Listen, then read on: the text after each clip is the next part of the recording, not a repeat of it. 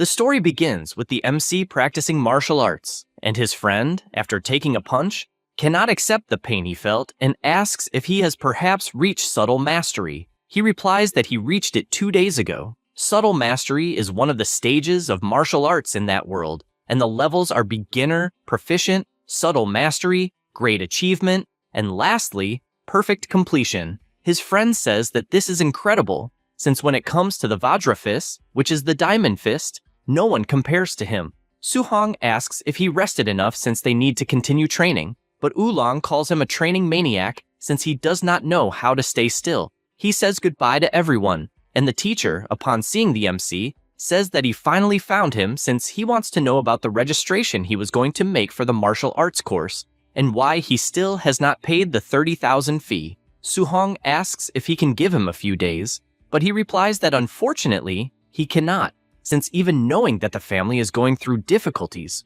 rules are rules. The MC continues training and thinks about the registration fee of 30,000. He also remembers that at 3 years old, his parents died in a disaster caused by ferocious beasts. Since then, he has lived with his uncles, and after learning about his talent in martial arts, they dedicated themselves as much as possible to helping him. After all, in that era where beasts roam freely, being a warrior is an extremely high-income profession. He is aware that he is training as much as possible to give them a better life, but he is only making everything more difficult. After some time, he returns to his house, but before opening the door, he hears his uncles talking about the rent and that they want to delay it a little longer so they can help with Su Hong's fee. His aunt suggests even stopping her own medicine since the disease has no cure, but her husband says no, since he will get another job, and she just needs to rest to recover her health. The MC feels bad hearing this. He slaps his own face and opens the door saying he has arrived. His aunt asks if he is exhausted since he arrived very late, and also asks him to rest a little since she will prepare dinner. Su Hong goes to his room and keeps imagining that his uncles have done enough for him, and therefore he needs to solve his own problems. For martial arts practitioners to earn tens of thousands in a few days, there is only one place. The next day, he goes to the underground fighting arena, and the announcer announces that the one responsible for defending the arena will be the Minotaur, and if he wins 4 consecutive fights, he will receive a bonus of 60,000. People speculate about who it could be and believe it must be a rookie. The woman asks him to hype up the place more, but he does not understand how he would do that. She warns that he only needs to use provocations or insults and says that a rookie is a pain because he does not know any of that. The MC immediately shouts that he is invincible and tells the chickens in that place to come at him. The crowd thinks he is arrogant and that he will probably die without even realizing it. Because of that, everyone begins asking for someone to finish off the Minotaur. The MC soon realizes that the underground arena has a heavy thirst for blood, but he knows it is the only way to gather money quickly. At that moment, a fighter climbs into the arena guaranteeing that he will win. Suhong quickly realizes that the guy's momentum is strong, but his base is weak. In addition, the guy charges without thinking, and he takes advantage of it to use his technique, which lands directly on the guy's chin, throwing him out of the arena. He tells the next one to come up quickly, and the announcer celebrates the Minotaur's victory. Everyone shouts that it was incredible, and another fighter warns that he will not have the same luck. The MC imagines that this time the physique of his opponent is strong, and that he will be able to test his Vajra fist. The fighter charges, and the two collide their fists, but the MC sees an opening and counterattacks with his other fist. That's because the guy used too much force in the upper part and left his waist full of openings, and it was enough to land a kick that sent the guy flying out of the arena. With this victory, he tells the next one to come up immediately. Meanwhile, at the top of the arena, one of the organizers comments that the MC is not even a quasi-warrior, but his strength surpasses that of an apprentice. He is not so strong nor so weak and is perfect for armed fights. His subordinate asks to let him fight, and he tells him to remember that he must not reveal that he has already been promoted to warrior. Back in the arena, the MC imagines that with his Vajra fist at micro level, it is not difficult to deal with apprentices, and if he wins once more, he will obtain the 60,000 bonus. Suddenly, people shout that it will be the White Fox and ask if the guy is not a quasi-warrior, and if that is not cheating. Su-hong becomes worried since it will definitely be difficult, although he cannot lose. The white fox smiles and tells him not to be afraid since he will be gentle. The final fight is then announced and the two launch into the attack. The MC is aware that his level is lower, so he needs to give everything in the first strike, and both collide their fists. However, with this clash, he quickly realizes that the guy is not a quasi-warrior, since he is much stronger, and he becomes concerned because his opponent is definitely a real warrior who deliberately suppressed his bloodlust. The fox releases a bit of his energy and lands his thunder fist directly, which manages to seriously injure the MC. People immediately realize that the explosion was from the thunder fist and that the fight is definitely over. The white fox continues attacking frantically, and the MC defends himself at all costs, since if he receives a direct hit, it will be over, and he needs to find a chance to counterattack.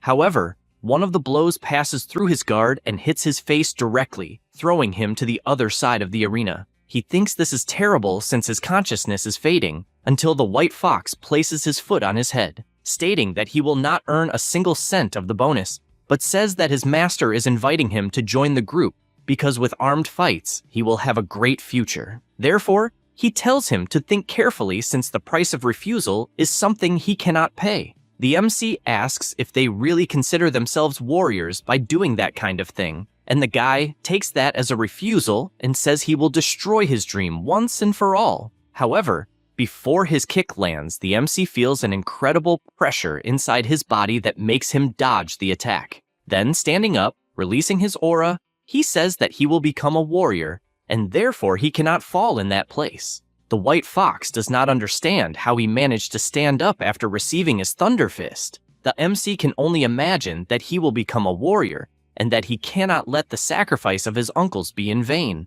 A future like that is something he could never accept. A system appears asking that for the sake of his family and the beliefs he holds, what is the limit he is willing to give? He replies that he is willing to give everything of himself, with an incredible power coming out of his body. The MC feels as if he were in another place, and to make matters worse, a kind of giant monster is standing in front of him. This being says that he will give him that opportunity, and an aura goes to Su-hong and materializes in the form of a system. His name is displayed along with some attributes, and a mission is active. He finds this curious since it looks more like a touchscreen and decides to click on the Missions tab.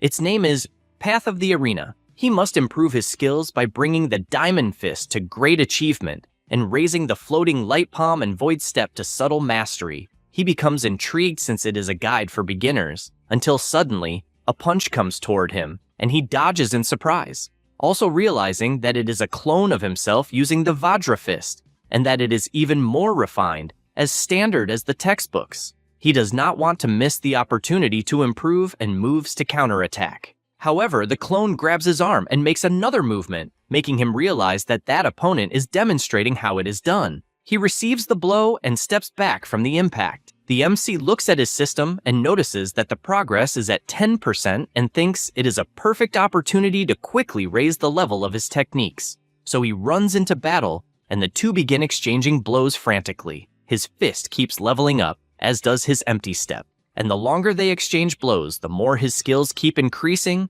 until he finally reaches 100% proficiency with both the floating light palm, the empty step, and the diamond fist. He feels a huge amount of energy overflowing through his body, and the system congratulates the player for completing the mission, and the reward has already been sent, only requiring him to accept it. After doing that, back in real life, his body is overflowing with an incredible aura, and the white fox moves to attack since her target is acting very mysterious and tries to land her thunder fist, but misses every attack. Su-hong, thinking she is far too slow, throws a punch that is strong enough to break the mask and also leaves the guy knocked out on the ground. The audience simply cannot believe what they have just seen, and the MC simply states that he wants to receive the bonus since he won the fourth fight. The announcer says yes, and congratulates the Minotaur for successfully defending the arena. The businessman, seeing this, simply cannot understand how an apprentice managed to use the Vajra Fist at its maximum mastery, and therefore asks his henchman to discover the true identity of the fighter. After that, the MC leaves but realizes he is being followed, and therefore moves at high speed. The two guards do not understand how he vanished, but know they must discover the boy's identity no matter the cost. Su-hong is hanging from the top of the wall, and an hour later manages to reach his house. His uncles, seeing the pile of money, become frightened and ask if he robbed a bank. He replies that he did not, since he was only sponsored for being a good fighter, and asks his uncles to believe him. The two become amazed since their nephew would never lie and believe the boy has a great future. Later that night, the MC goes to the rooftop and reflects that the registration fee has been solved and the rent has been paid, and he gives thanks since thanks to the system he managed to escape danger, but he has not seen any change in his attributes so far. Besides that, he notices he gained some martial points and decides to see what happens. After placing some points into vitality, he feels his body overflowing with an incredible aura, and with that, he realizes he has reached the level of a near warrior. Because of this, he decides to place all the remaining points into vitality, and after doing so, he notices his physique has visibly increased and his wounds have also been healed. As a test, he starts jumping from house to house, since he is filled with incredible vigor, and decides to go to the school's training field since it has a combat power measuring device. After arriving at the location, he walks to the device and concentrates the energy in his fist, and when he realizes he has gathered enough, he throws a precise punch at the machine. However, he begins to sweat cold since the machine simply could not withstand his punch, and he becomes worried that he might have to pay for the damage. To make things worse, someone shouts that they are hearing a noise and Su-hong runs away like a madman. The old man goes to the machine and simply cannot believe that someone broke the school's meter, shouting and guaranteeing that he will teach a lesson to whoever did this when classes begin. The next day, several students are gathered in the gym of the first high school of Xingcheng. The MC, at the back of the line, questions why Chen Shan was beaten. His classmate whispers that they discovered the boy broke the training field's meter and, since he did not admit it, he was punished by the principal. Su-hong sounds cold since he discovered who took the blame. The old man tells everyone to remain silent and says that he invited his comrade in arms, the grade 3 warrior Chentian, and that he will teach the Thunder Fist, which is a rank C technique. The class celebrates since it is the first time they see a grade 3 warrior, and this martial art costs hundreds of thousands in a dojo. The MC reflects that this technique was the one used by the White Fox, and it was indeed a powerful punch. He knows that learning this technique would cost a lot of money, and therefore he needs to take advantage of this opportunity. Chentian warns that he will train it from beginning to end 10 times, and how much they learn depends entirely on them. He positions himself and throws a punch into the air, demonstrating it. At the proficient level, one can produce 3 thunderclaps, and at the micro level, there will be 5 thunderclaps. Then he finishes by showing exactly the level he is currently at. He says that upon reaching perfection, it will be possible to produce 9 thunderclaps, but they should not be ambitious since they are at the beginner level, and anything is profit. All the students begin practicing, and several hours later they are completely exhausted since they made no progress at all. Lu Min, tired, cannot understand how he could learn this since rank C martial arts are extremely difficult, and asks Su-hong if he perhaps learned it, but he finds it strange when he sees that he disappeared. On the other hand, Chen Shan managed to reach the beginner level, and the boy questions how his brain works since he is definitely a genius. The principal says that the boy is the #1 genius of the school and therefore wants to know if there is interest in guiding him. The warrior finds it amusing since in any other city, that level is only acceptable. Then the two go outside, and Chentian admits he wasted his time since the class is very weak. The principal disagrees with this since the students are only beginners, and the man is looking for a top genius. The two continue talking while walking around the school until they are startled when they see the MC overflowing with incredible thunder throughout his body. The warrior shouts that is the 7 thunderclap Thunder Fist, and he never imagined that there would be a specialist of that level in that school. The principal says it is impossible since he has never heard of it, and also points out that the clothes belong to a student and not to someone older. The warrior says that this is impossible since he only taught for half a day, and there is already a student at that level of mastery. Suddenly, the principal panics since, if he heard correctly, he heard 9 thunderclaps. Chentian becomes extremely excited since he understood everything, and, gathering energy in his fist, uses the skill once again. With that, he manages to advance to 8 thunderclaps, and managed to do it thanks to the MC who inspired him. The two run since they urgently need to see who the student is, but as they get closer, they realize he has already run away. The MC, already far from the school, says that he did not expect that training a rank C martial art would be so exhausting, and he also sees in the system that his Thunder Fist has reached perfection, and he must think about how to earn martial points to advance to the warrior level as soon as possible. But he does not know if he will achieve that by dueling normally, or if he needs to be between life and death. Sometime later, he arrives at his workplace, the Furious Thunder Dojo. Inside, several martial artists are training, and one of them asks why the MC appeared there. He replies that he had nothing to do, so he wanted to practice a little. At this moment, one guy defeats another, and this one says that he heard that everyone there is trash and still blames their master. Su-hong asks what is going on, and the boy replies that that guy's teacher is very strong but despises commoners like them, and, because of that, teaches carelessly. In addition, that guy's disciple, the one with grape-colored hair, is also very strong. Leon prepares to deliver the final punch, but the MC appears holding his arm and tells him to stop taking advantage of others.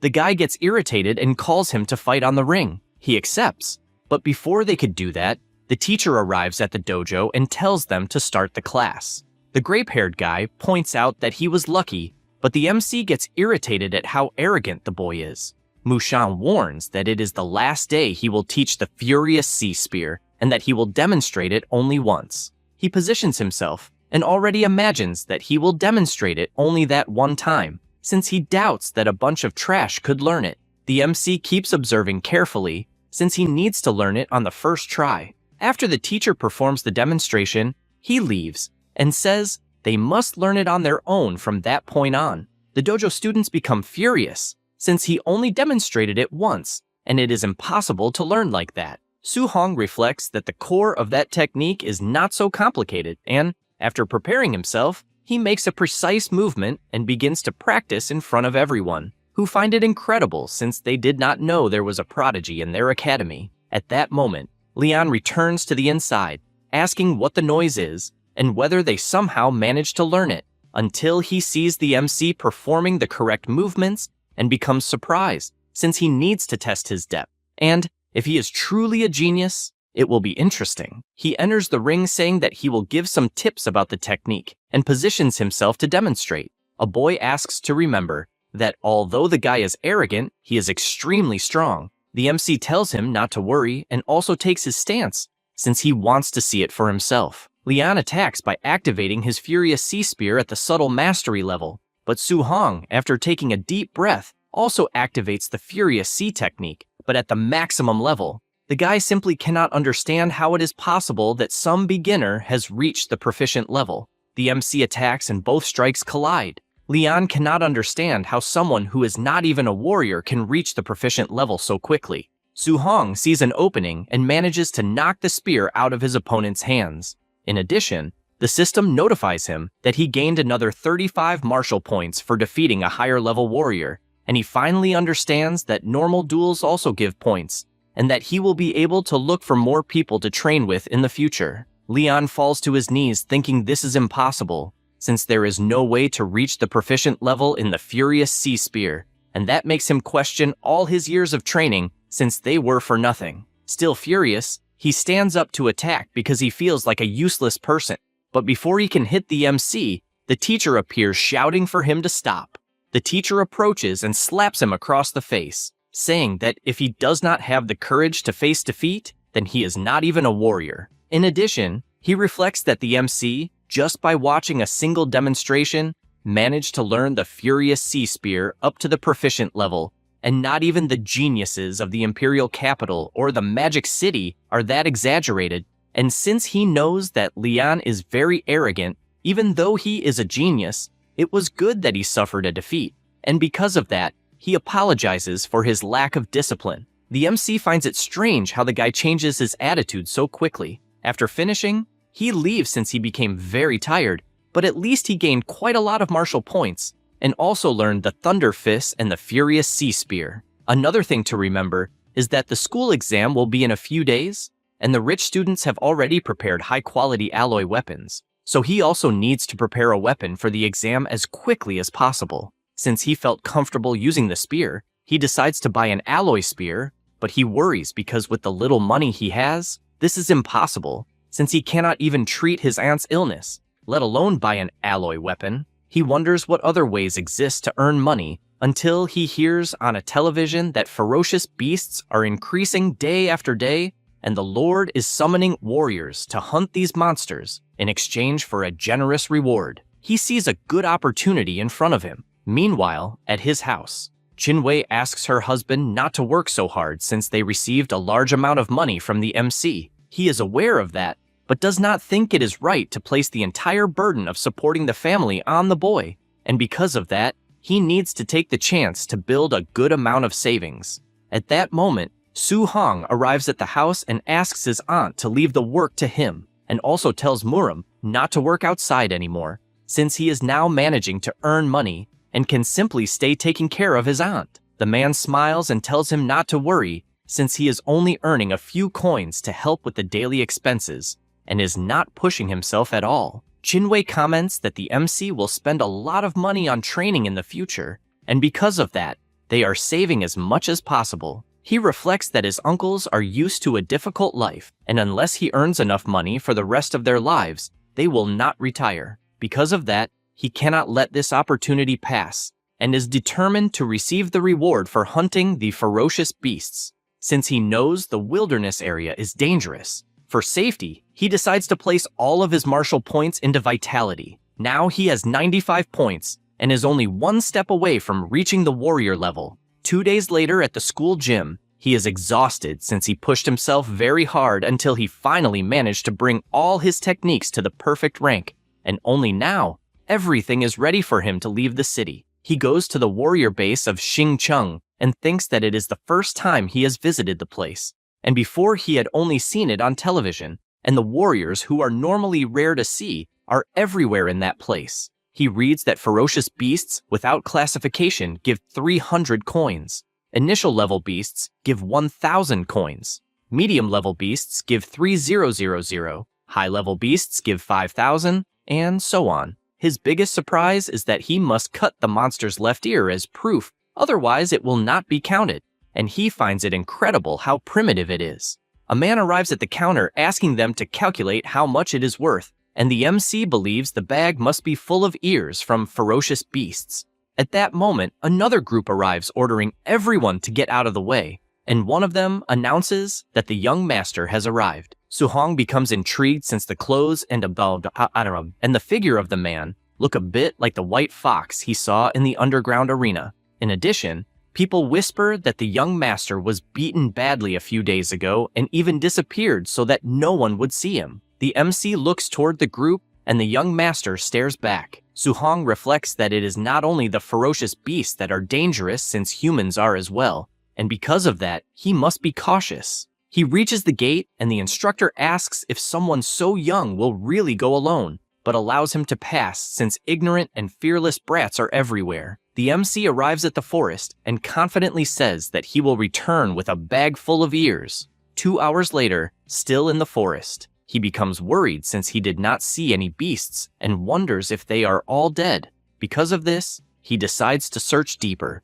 but as soon as he starts running, he runs into a giant wolf. He knows that it is the Black Moon Wolf, a ferocious beast of the initial level. The wolf lets out a roar and charges at him. He dodges the first attack and, gathering energy in his hand, strikes with the Thunder Fist, which sends the wolf flying violently into a tree, to the point that it falls dead on the ground. He finally feels the sensation of fighting a monster, and it is more exciting than he imagined. His conclusion is that he can already kill a level 1 ferocious beast in the initial stage with just one blow, and he does not know how it would be against one in the middle stage. As soon as he says this, a giant furious bear appears behind him, but it is also defeated with just one punch, which makes him realize that level 1 monsters will not be a problem, so he just cannot mess with level 2 ones. He removes the ears and knows he already has 3,000 bonus guaranteed. At that moment, the system informs him that the accumulated Mad Do points are already enough to advance to Warrior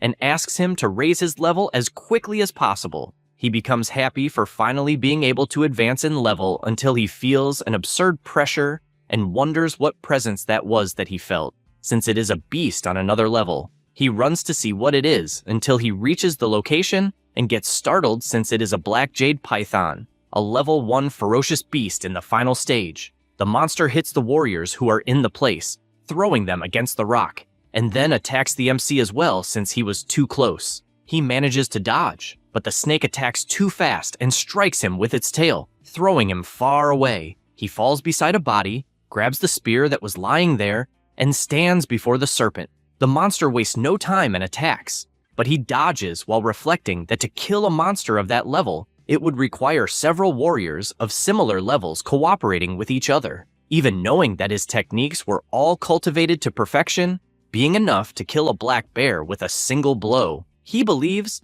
that with that serpent, it is different. Then, he jumps onto a tree and uses the air step to gain height. Only then does he use the furious sea spear and throws the weapon, which pierces the monster's belly. He runs to retrieve the spear, and after doing so, gathers energy once again and throws it toward the monster, piercing its body once more. He continues doing this since he is aware that the difference in size between them is very large, and it is difficult to kill it with a single blow, but he can weaken it first. He is almost struck by another attack, but counters with the Thunder Fist and retreats immediately since his strategy needs to be like this. He needs to find an opportunity to attack again and then retreat, but he did not imagine it would be so exhausting. In addition, the snake is also at its limit, so he needs to take advantage of that. However, he senses something approaching, and when he turns around, he sees a warrior heading toward him, and in surprise, he blocks the attack but is thrown far away. The MC gets up and asks who they are. The young master comments that they met again and asks if he would not like to give that serpent as a gift. The blonde comments that when he saw him leaving the city alone, he was sure he would die quickly and did not expect that luck would be so good that not only did he not die, but he also found the black jade serpent gravely injured. The MC understands what is happening, since apparently the group has just arrived to be saying that, and becomes worried since they have the numerical advantage, and he cannot face them head-on. While thinking about this, the big guy attacks once again, but the MC gets irritated by this, and asks if they really believe he cannot defeat them just because he received a surprise attack. Their fists collide, and the man cannot believe the terrifying strength he is witnessing. In addition, he receives a punch straight to the face that makes him fall unconscious to the ground. The young master admits he is surprised by the Vajra fist, and concludes that the MC is the Minotaur. Su-hong also concludes that the guy is the white fox he fought in the arena. The guy says he has never suffered such humiliation in front of everyone, and therefore orders his lackeys to kill the MC. He grabs his spear and starts running away, but the gang chases after him deep into the forest. The swordsman warns that they are greater in number and therefore do not need to fear a single guy, until Su-hong appears behind him and with his spear delivers a strike that makes the guy fall unconscious from the impact. The white fox becomes worried since he does not understand how someone can be so fast. They form a defensive formation, frightened, since they are hearing the 9 thunderclap fist, something that not even a level 3 warrior could perform perfectly. The young master begins to sweat cold since he has no idea how a boy has both the perfect Vajra fist and the perfect Thunder fist. The MC watches from afar since,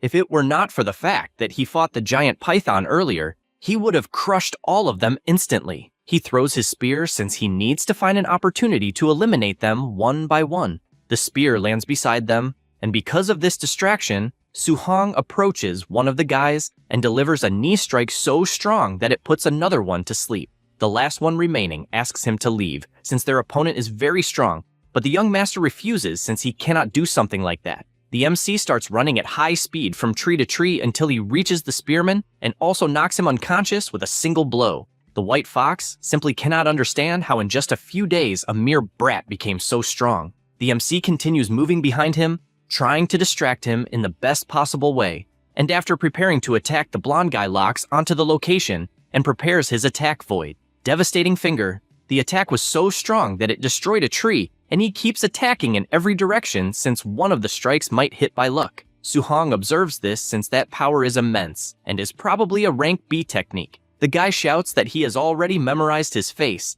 and that if he dares to harm him, when he returns, he will certainly kill the entire MC's family. He becomes furious upon hearing this and moves even faster. The white fox begins to say that his uncle is a supervisor of the base, but before he can finish speaking, the MC appears, and gathering all the energy into his fist, lands a punch directly on the brat's mouth that sends him flying like a cannonball. The MC does not stop there, and makes it clear that he should never have used family as a threat. The white fox, extremely injured, tries to understand how someone became so strong, since he is clearly still not a warrior. While he says this, the black serpent appears behind him and ends him with a single strike. The MC realizes he fought for too long and the monster ended up recovering its energy.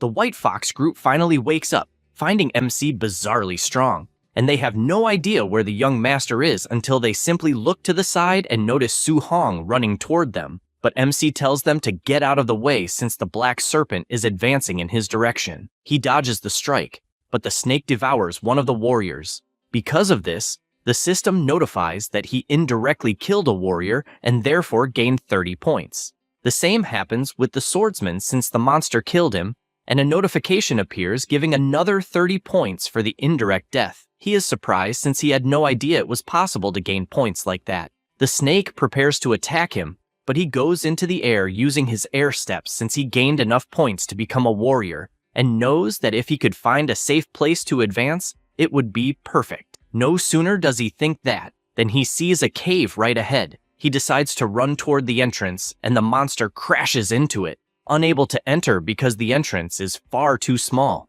Already inside, MC sees that the snake is persistently trying to get in, and therefore quickly opens his system and starts spending his martial points as fast as he can. He begins to level up his energy like crazy and feels as if lava, not blood, runs through his veins. His points finally reach 100, and with that, he advances to Warrior Level 1. He feels an intense power overflowing from his body, now that he is a real warrior. Then he looks at the snake since it is his turn to attack, and, concentrating energy in his fists, lands a precise blow that throws the monster away as if it were nothing. He does not stop there, and continues advancing toward its head.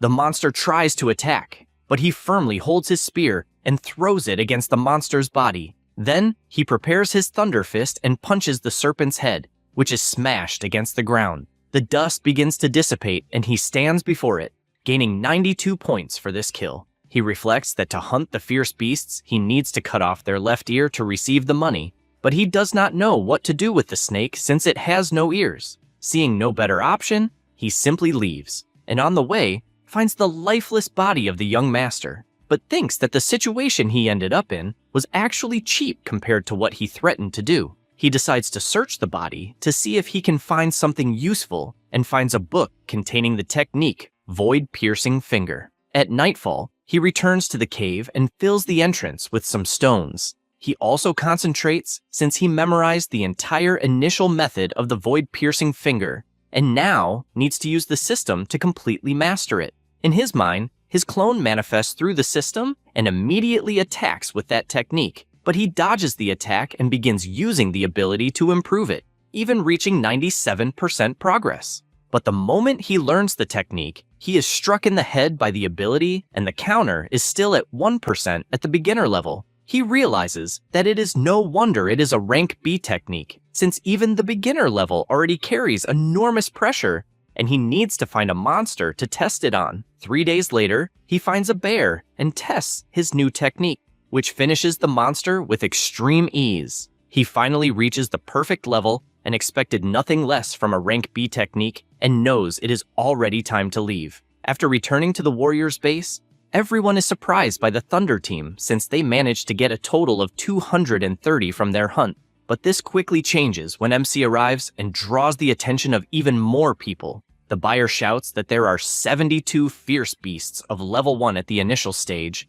83 at the middle stage, and 17 at the high stage, totaling 406,000 blue star coins. The people around simply cannot believe it, and he worries, since apparently he killed too many and did not want to draw so much attention. Suddenly, an explosion is caused at the central base, and people ask what happened, since it is impossible for a place full of high-level warriors to be attacked. The one responsible for this was Yeki, the young master's uncle. He orders them to block the base to the point that not even a fly can leave. People ask what happened, and he shouts that his nephew and the 4 warriors who accompanied him were killed. People cannot understand how this is possible, since a powerful group of 5 people was killed. Other people celebrate this in silence, since they know Ye Feng's character, as he used to rob others just for being the supervisor's nephew. Yechi announces that a rank B technique that was with the young master has disappeared, and because of that, all warriors must be searched and they will eliminate any suspect. Su-hong imagines that they have already seen the bodies, and that it is clear they were killed by the black snake, and because of that, it should not lead to him. However, the supervisor looks in his direction, and he cannot believe it. The team walks toward him, and the supervisor comments that he heard the boy alone killed the equivalent of 400,000 fierce beasts, and that such an ability is impressive. The secretary says that the boy is at most level 1 in the initial stage and would not be able to kill so many monsters, so he must have stolen the young master's backpack. The guards walk toward him, ordering him not to resist, or they will not be gentle. As soon as that is said, the tip of a spear appears in front of their faces. They cannot believe it, since they could not follow the speed at which the spear was drawn. The MC announces that he is a student from the first high school of Xingcheng, and therefore wants to know if they really want to search him. Yet he imagines that the director of that school is famous for protecting his students, so it would not be wise to mess with the boy. However, the suspicions are very great. In addition, he knows that if the MC really hunted the beasts on his own, it means he is an absolute genius, and they cannot make the mistake of offending someone like that, since the loss would be greater than the gain. Because of that, the supervisor approaches and says that the family's secret technique was stolen from his nephew's body, and therefore asks him to cooperate. Su-hong also says that he hopes they will not accuse an innocent person unfairly. The man says that, as compensation for allowing them to search him,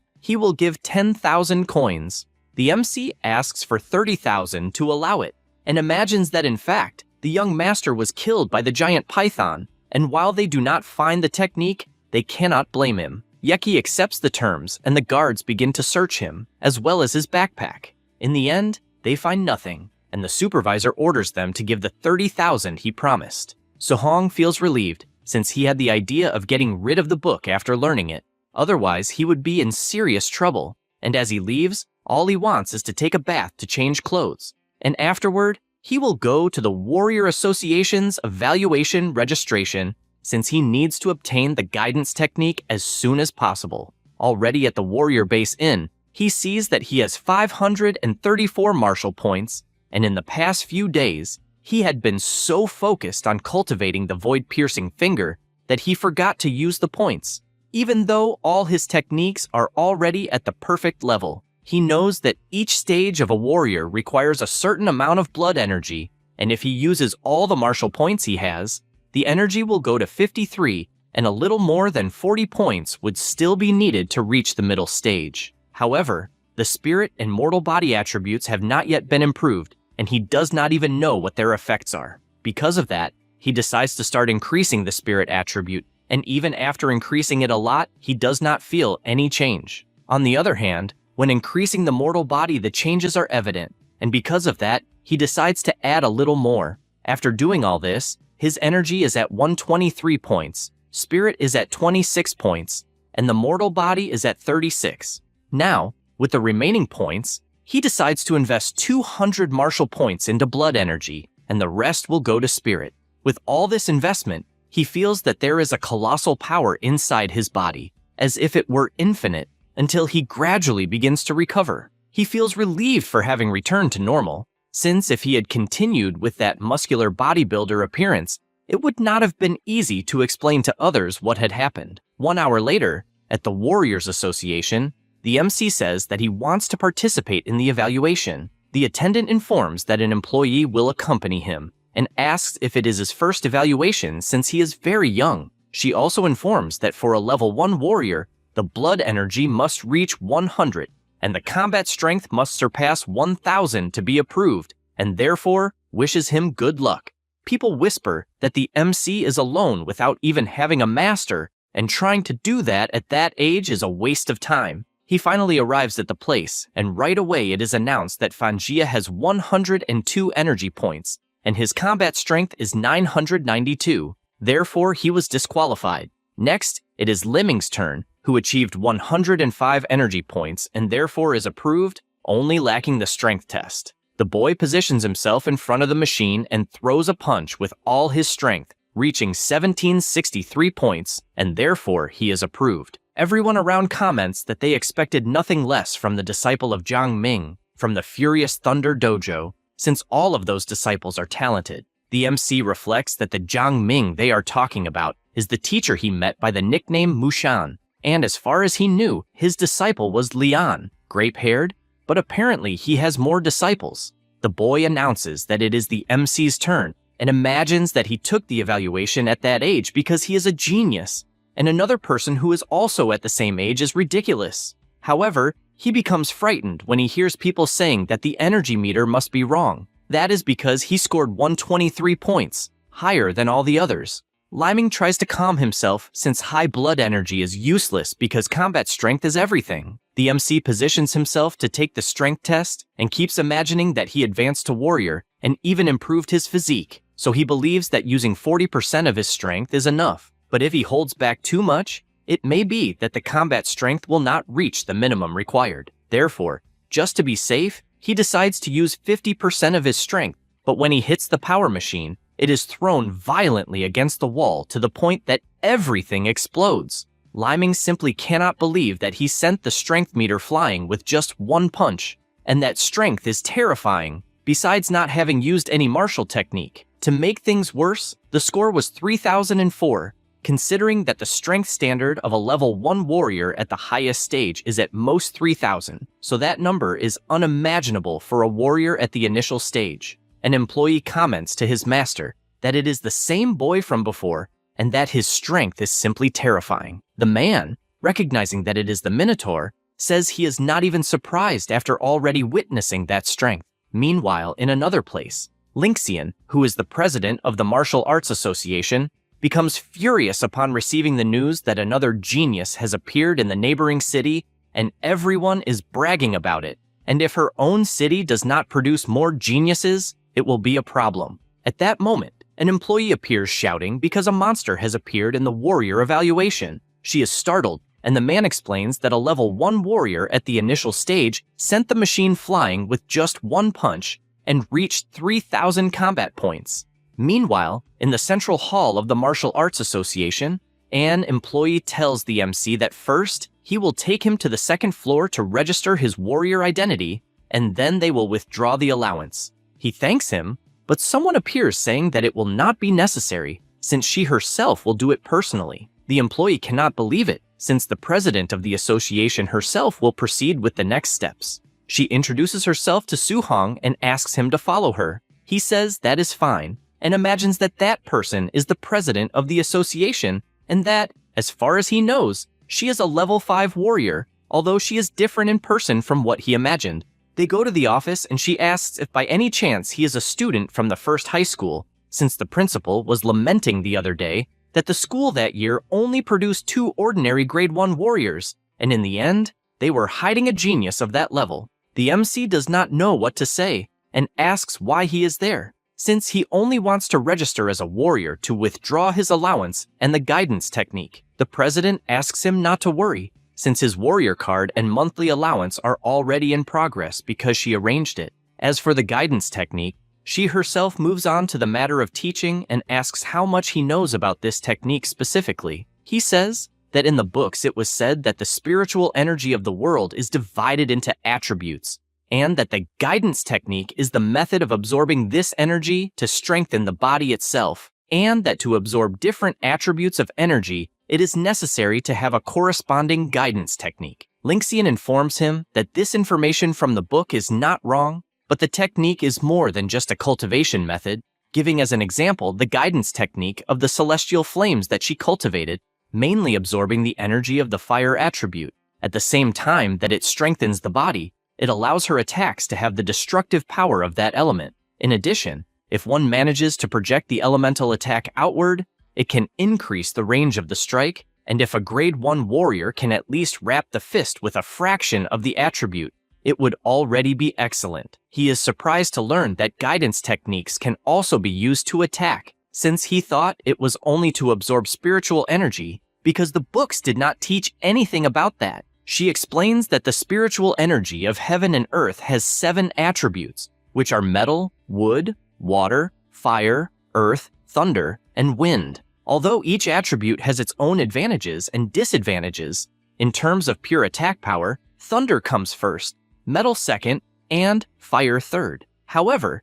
the specific type of guidance technique that he will be able to cultivate depends only on affinity. Suhong says he understands, since it is not as if he could train any guidance technique he wanted. She shows the crystal sphere that is used to test affinity, and that the larger the illuminated area is, the greater the affinity. Ordinary warriors have around 20 to 30%. She herself has 80% affinity, which is already considered very high, so she believes that a genius could certainly reach or surpass 90%. He takes the crystal in his hand, thinking that the president is incredible for becoming a level 5 warrior so young and is definitely an absolute genius. And she only achieved 80%, so reaching 90% would be excessive. At that moment, the crystal's glow becomes far too strong, frightening both him and her until it fills the entire room. She says she cannot believe it, because he has 100% affinity with the fire attribute, and asks if he knows what that means.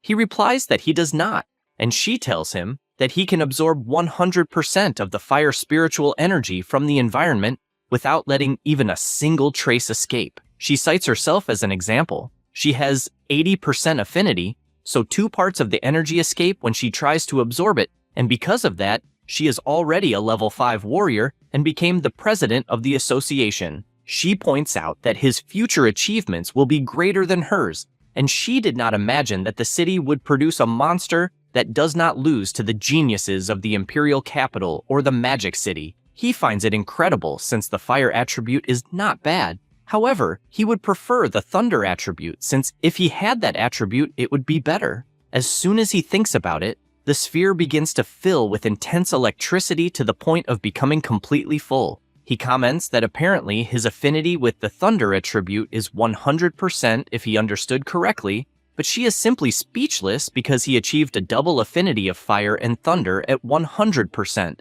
And that is far more than a genius because he is simply a monster. Then he shows that apparently he also has 100% in the wind attribute, but she no longer accepts that because it is too ridiculous. A few minutes later, she sits on the sofa and simply tries to process it since what she saw is impossible because all the attributes gave 100% and that must be a dream. She remembers that people used to consider her a top genius since grade 5. Warriors at 30 years old are as rare as phoenix horns. But when she faces someone who defies all logic, she realizes that she is just an ordinary person. Only then does she understand that to surpass existences that challenge reason, other equally extraordinary existences are necessary. She believes that she has found that kind of person. Meanwhile, MC keeps imagining that he achieved 100% in all 7 attributes, and that if he focuses only on thunder, abandoning the other 6, it would be a total waste. Because of that, he asked the president if she could give him the guidance techniques of the 7 attributes at once. She explains that a person's energy is limited, and no matter how great the talent is, it is better to focus on only 1 or 2 types. In the past, there were people who tried to cultivate 7 guidance techniques at the same time, and after decades, they were still only a grade 1 warrior. He says that he understands and that he only asked that because he could not decide, so he wanted to test each one before choosing which one he will follow. She says that it is fine, but asks him not to do anything foolish by wasting his talent for nothing. Then she comments that his school's monthly exam is approaching. He says yes and questions her sudden interest in that. The president answers that recently the conflicts in the battlefield of the heavens are becoming intense. A great war between the thousands of races and humanity could break out at any moment, and because of that, the countries are investing in the geniuses that are appearing, and she wanted to recommend him. Therefore, if he manages to get first place in the school's monthly exam, she will be able to give a recommendation spot. He thinks about it and imagines that in the war 10 years ago, he was just a child and lost all his relatives except his uncles, so he answers that he will do his best. That is because he is determined that he will never allow that tragedy to happen to his uncles, and he will become strong to protect them no matter the cost. Later that night, in his house, he tells his uncles that he officially became a warrior, and they become emotional since they expected nothing less from their nephew. Suhong says that he will receive a monthly allowance of 10,000, and because of that, his uncle no longer needs to work so exhaustingly. The old man says that everything is fine since now, apparently the boy is the pillar of the house, and because of that, he will do whatever he wants.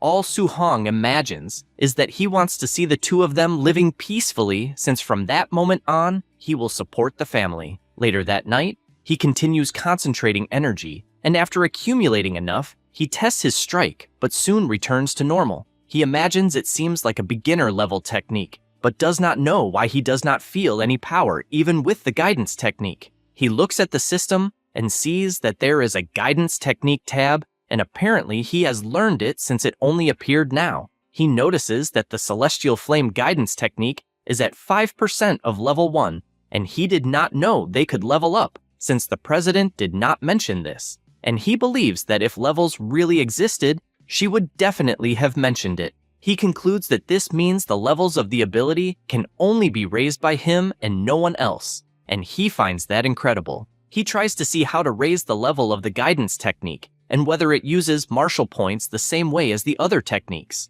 However, the system reports that there are not enough martial points, and he thinks it is better to first cultivate the remaining techniques and then find a way to gain more points. He continues cultivating, and several hours later, he unlocks the Thunder, Water, Earth, and Wind Guidance Arts Level 1. He realizes that all 7 types of spiritual energy are repelling each other, and it is no wonder that the president said that the genius in the past who trained the 7 types of guidance techniques was still a grade 1 warrior even after decades. He realizes that although the 7 types of energy exist inside the body, he can only use one attribute at a time. If he tries to use a second attribute by force, the 2 attributes will violently repel each other and will end up disappearing. The natures of thunder and fire are very close, and he wonders if they truly cannot be fused. The power begins to get out of control when doing this, but he keeps trying at all costs. The next day at dawn, he decides to go just a little further and tries at all costs to make these powers fuse until he finally succeeds and feels relieved since it took the entire night to do it. And his next step is to go somewhere to test it. Suhong goes to the Martial Combat Plaza of the citizens of Xingcheng. This time, he will try on a level 3 strength meter, because that way he will not break it. He punches using the power of thunder, and this time, he will use 30% of his strength since last time. He used 50% and it gave 3,000 power points. Now the result went past 2,300, and as far as he knows, it should have been around 1,800, but it increased by 500 points. Now, his test will be a little different, since he wants to see the result by fusing the power of thunder with fire, and he punches the machine once again, and the result surpasses 3,000. He is surprised because counting only his physical strength and the fusion of thunder and fire, with 30% of his strength, he has already surpassed a grade 1 warrior at the high stage, and his energy is still 123 points, so it is extremely terrifying. This is only the fusion of 2 attributes, and if he manages to fuse the 7 attributes, he cannot even imagine the level of power he would become. Because of that, he decides to return to his house to try to fuse 3 attributes. After doing this for some time, he falls down lying on the ground since the difficulty of fusing 3 attributes is infinitely greater, as he tried several combinations with the 7 attributes and did not make the slightest progress. He wonders if it would be better to increase the level of the guidance technique to have greater success in the fusions, and since the next day is the monthly exam, he will obtain as many martial points as he can. The next day at the high school, all the students are gathered, and the principal points out that the monthly exam will be different from the previous ones, since the situation at the front line is tense, and from that moment on, there will be an elite training camp every year to select the geniuses who will train intensively. The resources of the training camp are vast. In addition to a large amount of martial arts, and pills, and grandmasters as instructors. The 3 best students in this monthly exam will be able to participate in the elite training camp organized by Xing Cheng. Everyone gets excited, since it is an elite training camp, and moreover, a grandmaster there is a level 7, while their director is only level 3. The MC finds it funny since the president said she would give a slot if he finished in first place. But apparently, the top 3 will get a slot anyway. Liu Min goes to the MC and says that Chen Shan and Li Tu have already become level 1 warriors, and many people have already learned the basics of the Thunder Fist, so they have no chance at all. Su Hong says he is surprised, since he was absent from school for only 10 days, and these guys have already advanced to warriors. His friend says yes, since the director brought the veteran Chen Tian to teach the Thunder Fist and give private lessons to the talented students, and their energy surpassed 100 a few days ago. Those two can already produce 3 bursts with the Thunder Fist. The 2 geniuses joke with each other that they will show everyone what a true genius is. Chen Tian asks the director if he still has not found the genius of the 9 bursts of the Thunder Fist. He replies that he searched everywhere and did not find him, and already believes he might not even be a student of his school. Just as he says that, he gets startled by more people arriving at the test. It was Jiang Ming asking why the old man looks so startled, and saying that the quality of the students that year is not bad at all, and that is why he brought his 2 disciples, since when the exam ends, the first place will be able to duel against them. Hunli gets irritated by this, since the guy is clearly trying to humiliate him, but if he refuses, he will be admitting that the entire school does not have a single worthwhile talent. Jiang Ming then comments that, obviously, the quality of the students seems quite poor, and that if they want to refuse, there will be no problem. Chen Tian interrupts and asks if he is really looking for a fight on purpose. At that moment, Lian warns his master that something is wrong and tells him to look ahead, since he saw the MC among the students. Jiang Ming looks at the group and is shocked to see that Su Hong is really among the students. He begins to sweat coldly, since he never imagined that a monster would be studying at the first school and thinks it is a disaster, since he is definitely strong enough to defeat his 2 disciples without difficulty, and he himself would be the one embarrassed. Because of that, he suddenly changes his tone and asks them not to be angry, saying he was only joking, since his 2 useless disciples could never keep up with their students. Both disciples confirm this and say they surrender. The director and the instructor become furious since they are being provoked with sarcasm. Sometime later, already in the arena, the MC is called to duel Chen Peng. His friend thinks it is bad luck that Su Hong has to face an almost warrior right away, and tells him not to try too hard since it is not worth getting hurt. The boy ready for battle tells him to give up immediately, but the MC simply disappears with his incredible speed, grabs the guy by the head, and slams him hard into the ground, winning the match. Liu Min simply cannot believe what he just saw, since he has no idea when Su Hong became so strong to the point of knocking out an almost warrior with a single strike. He continues winning all the fights one after another, and the instructor asks where Su Hong came from and why he was not present when he gave the private lessons. The director points out that he made a mistake by not noticing such talent before, and, since he did not give him the necessary attention, ended up wasting a prodigy. Chen Tian feels a strange sensation that he has seen him somewhere before but cannot remember where. At this moment, the semifinal between Chen Shan and Li Tu is announced. The 2 exchange frantic blows with similar strength, making it impossible to tell who is stronger. Li Tu warns that both of them are using the 3 Thunderclap Thunder Fist, and that if he does not use the trump card he has, he will not win. Chen Shan counterattacks and tells everyone to look carefully at what the number 1 student of the school can do. The people are surprised to see that the boy is manifesting an attribute, and to make matters worse, it is the fire attribute, which has enormous power and only loses to thunder. Li Tu is not intimidated and says that anyone can manifest an attribute. Once again, the crowd is shocked because Li Tu can also manifest an attribute, and it is the metal attribute, which has even greater combat power than fire. However, it does not stop there, as the boy also reveals his trump card, which leaves Chen Shan shocked, because that is the 5 Thunderclap Thunder Fist, and there is not much he can do except receive the blow head on. The director is astonished by this since the boy had been hiding his strength. Chen Tian agrees, since in only 10 days he not only mastered attribute manifestation, but also took the Thunder Fist to another level. Hunley says, there is not much that can be done against the micro-level Thunder Fist of the metal attribute.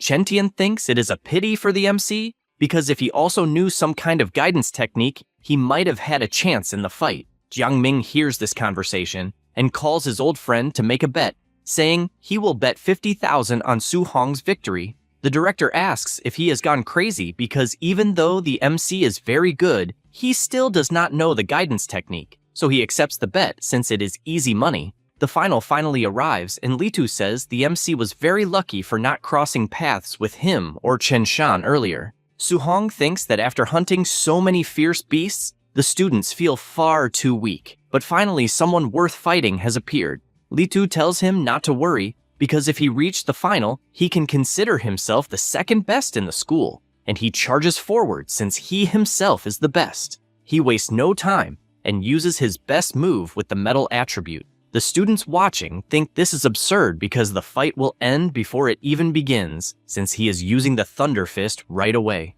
The MC prepares and also charges forward because he wanted to see where the limit of his physical body lies. People cannot believe it, because charging directly at the 5 Thunderclap Thunder Fist is asking to die. Both fighters exchange blows non-stop, and Li Tu simply cannot believe that the MC used 5 instantaneous punches to neutralize the thunderclaps of his Thunder Fist.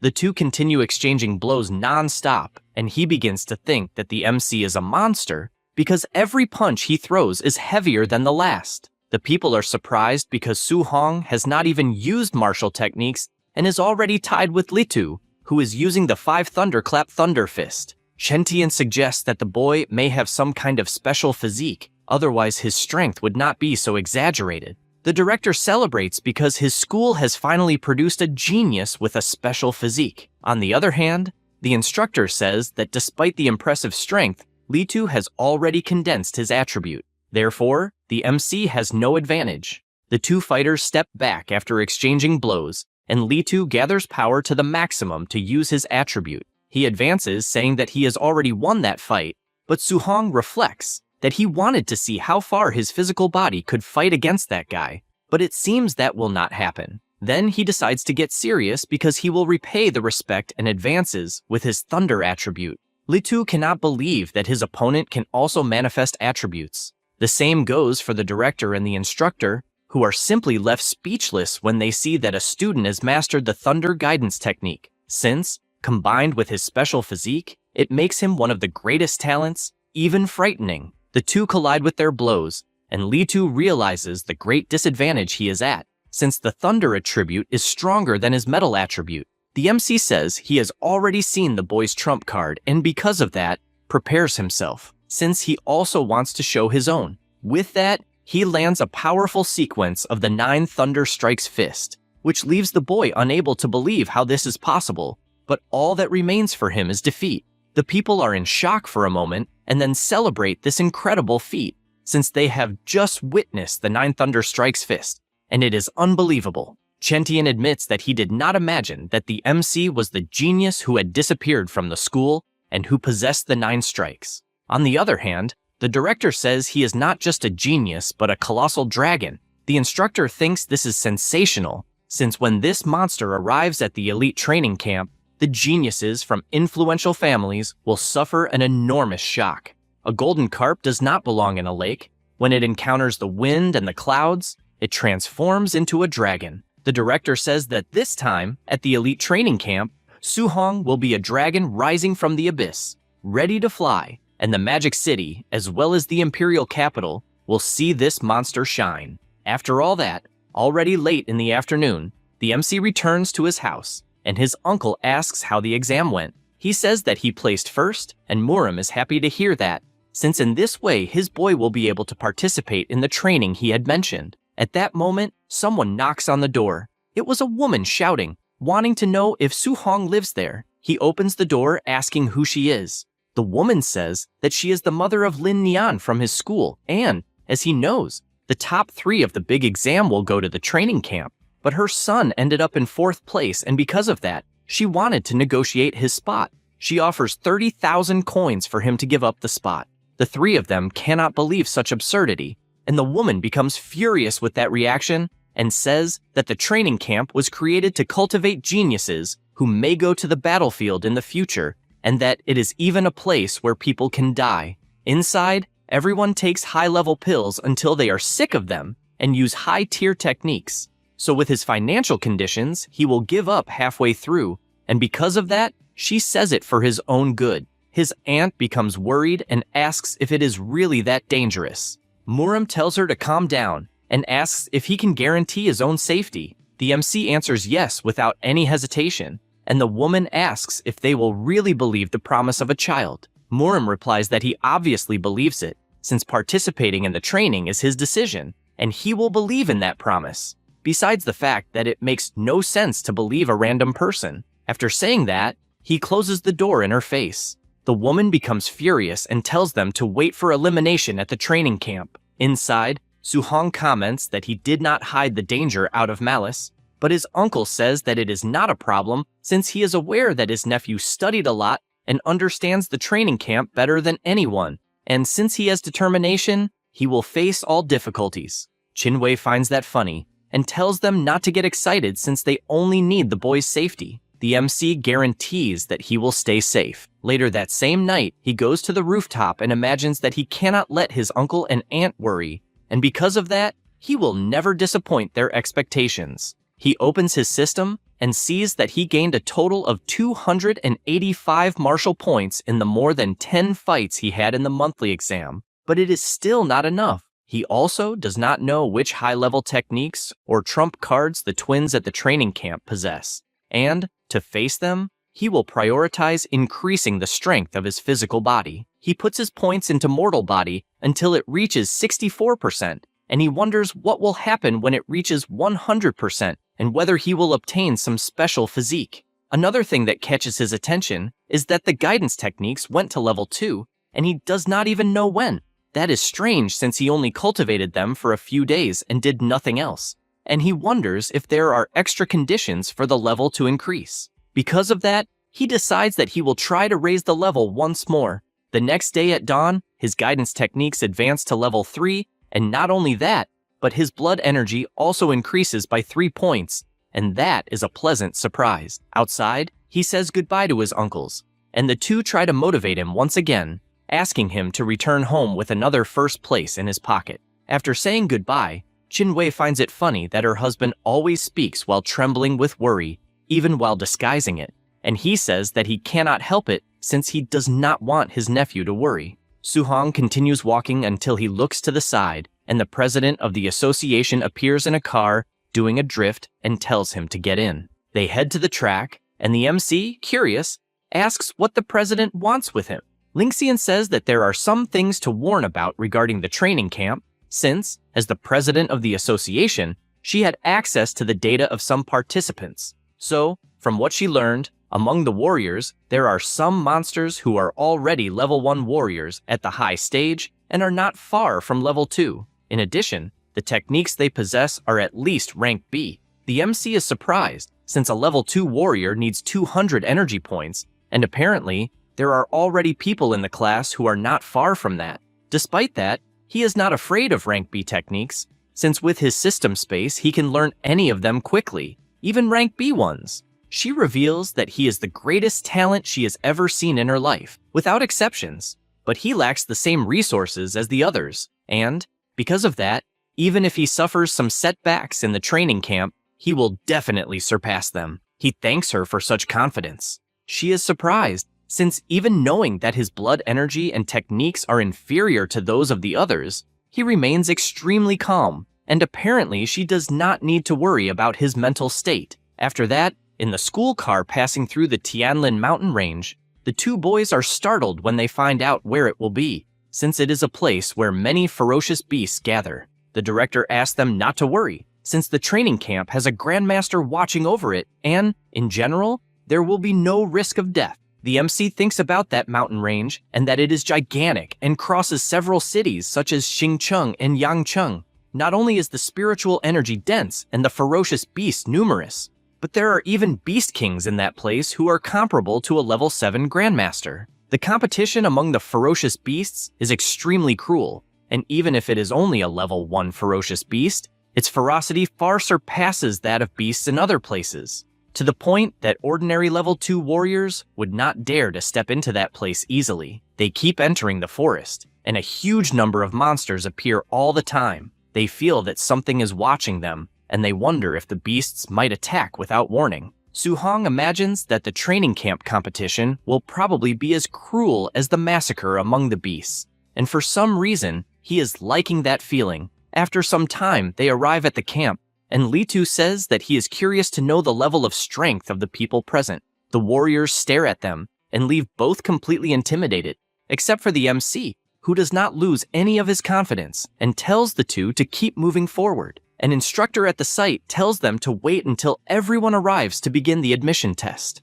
At that moment, someone shouts that a certain group has arrived, and when they look back, they see several cars arriving at the place. People step out of them, and everyone comments that the goddess Xiaoyan is so cool and beautiful that it is enviable. There is also Xinghe from the Lin family, who they heard is already a level 2 warrior. Lastly, the son of the city lord, Tiantuo, is considered a barbarian god who has 95% affinity with fire, in addition to a special physique. They pass through the middle of the crowd until the MC notices their presence and finds it interesting, since they are 3 elite geniuses that the president mentioned, and he is eager to see how genius they really are. The instructor announces that everyone has arrived, and therefore he will announce the rules of the admission test. The training camp is located inside the Tianlin mountain range, 30 kilometers from that camp. They will insert medallions inside some ferocious beasts, and they need to carry a medallion to enter the training camp. They will have to travel 30 kilometers in 8 hours. And once they enter the mountain range, it is not known what kind of high-level beast they will encounter, and in the worst case, they may die. Su-hong cannot believe he will have 8 hours, since it is too simple, and he will have plenty of time to kill as many beasts as possible to gain martial points. One of the warriors asks what he should do if he encounters a beast many levels above him. An instructor says that if he is unlucky, he will be eliminated, but someone will be there to rescue their lives. Everyone becomes upset, thinking this is unfair, since most likely the strong will be eliminated while the weak will pass by luck, since it depends solely on that. The instructor makes it clear that the world does not play house, giving the example of someone who arduously cultivated for 10 years and finally stepped onto the battlefield, only to be crushed by a single punch from a specialist who happened to pass by. In that case, he asks if they will protest that it is unfair. So if they do not want to encounter high-level beasts, they should act cautiously, avoiding all kinds of risks. They can also crush the weak or fight with numerical advantage. One of the warriors agrees, since anyone who fears death should quit immediately so as not to waste everyone else's time. The guy becomes furious when he hears that and tells him to repeat it, since he would love to go after him. The instructor makes it clear that fighting inside the camp is forbidden, but once they enter the mountains, it will not matter anymore. If a medallion is stolen, or someone simply hits another person because he does not like him, there will be no punishment. So everyone can do whatever they want outside the camp. The warriors glare at each other, creating hostility right from the start. The MC observes that the training camp is indeed cruel, since they encourage theft among them, and, with that rule, he believes more than half of the people will be eliminated. Thinking about it more carefully, he concludes that if he ends up fighting everyone, it means he will gain more martial points. The instructor tells them to stop the nonsense talk since the test is about to begin and orders everyone to leave the camp. Immediately, they run to the gate and head into the forest. The 2 warriors who were provoking each other continue fighting even on the way until they prepare their fists and start exchanging frantic blows without stopping for a moment. The MC watches from the top of a tree, since he wanted to take the chance to see the combat power of the famous twins.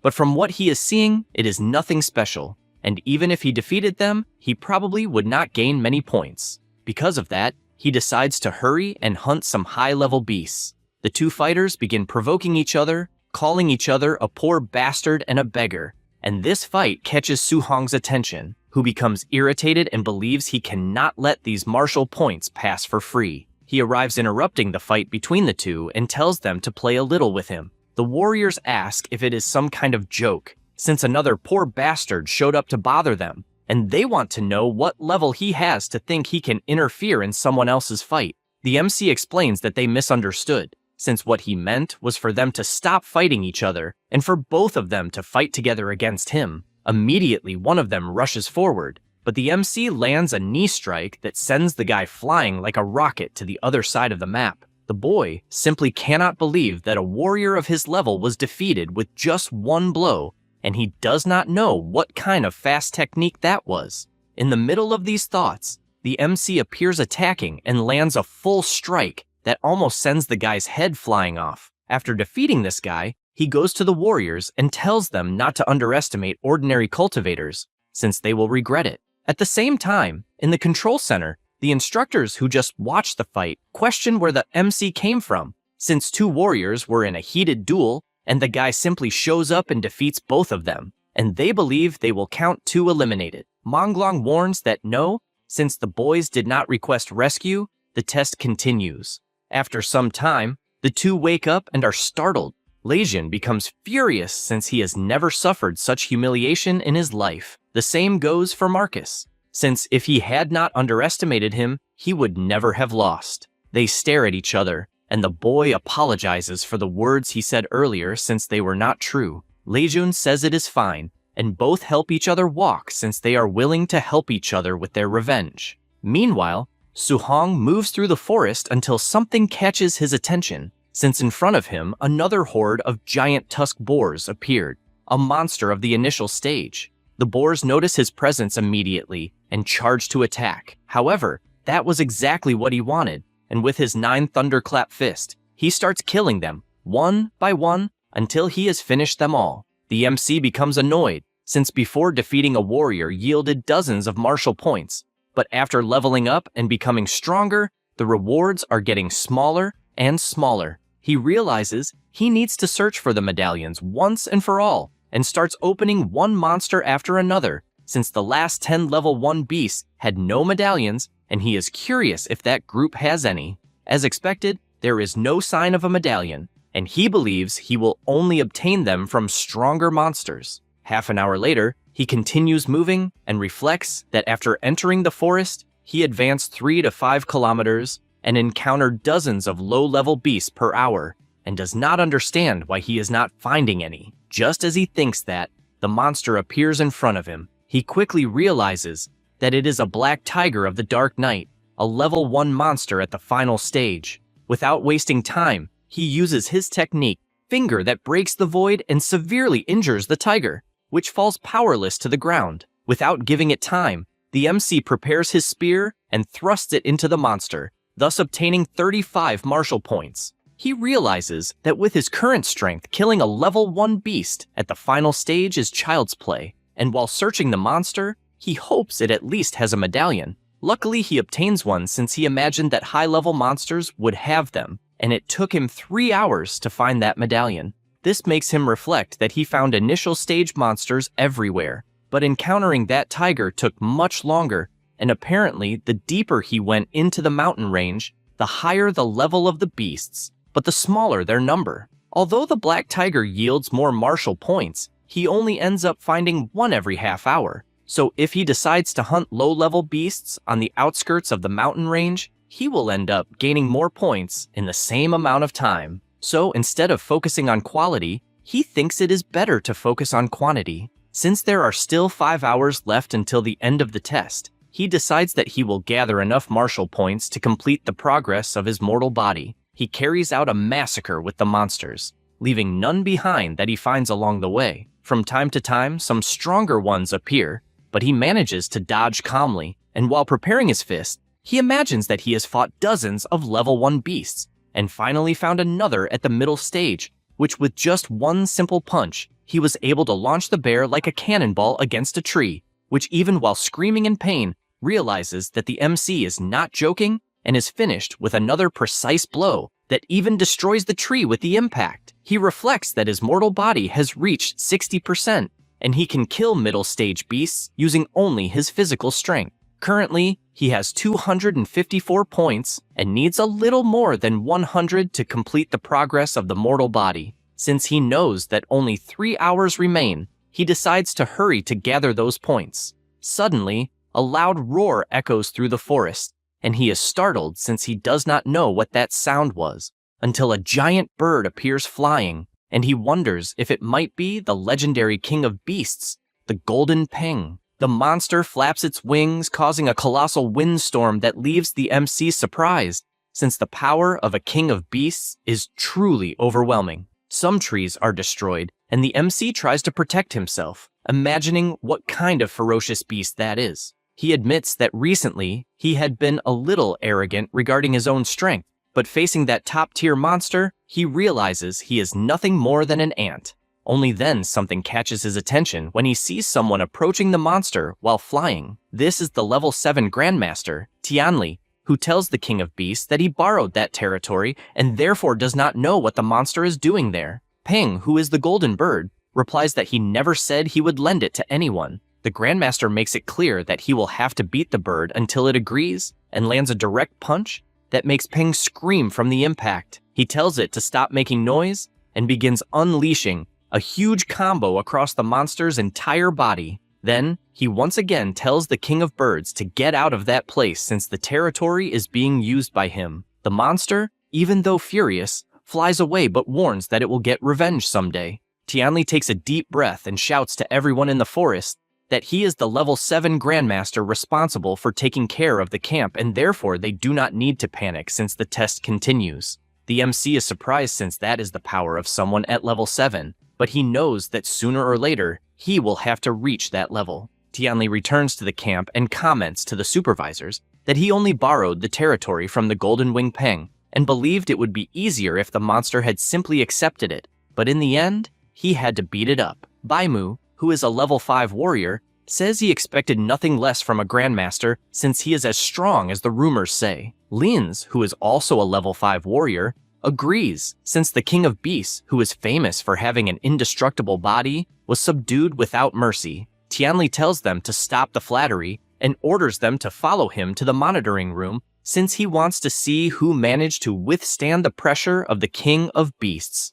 After arriving in the monitoring room, the assistants say that those are the monitoring recordings, and most of the students cannot move under the pressure of the bird. The old man sees that a genius killed a group of black tigers at the final stage and still resisted the pressure of Peng with ease, so he wants to know his name. His assistant says his name is Tian Tuu, level 1 at the final stage. He has 340 energy and a 95% affinity with fire. He possesses the special physique barbarian god body and has superhuman strength besides being the son of the city lord. The Grandmaster recalls that the city lord treated having children like a lottery and even had more than 100 until finally one turned out well. Then he asks about another boy he saw managing to escape the pressure of the King of Beasts using a refined movement technique. Baimu explains that he is Xinghe. He is at level 1 in the final stage. He has 325 energy and 96% affinity with wind, besides being from the Xingcheng family.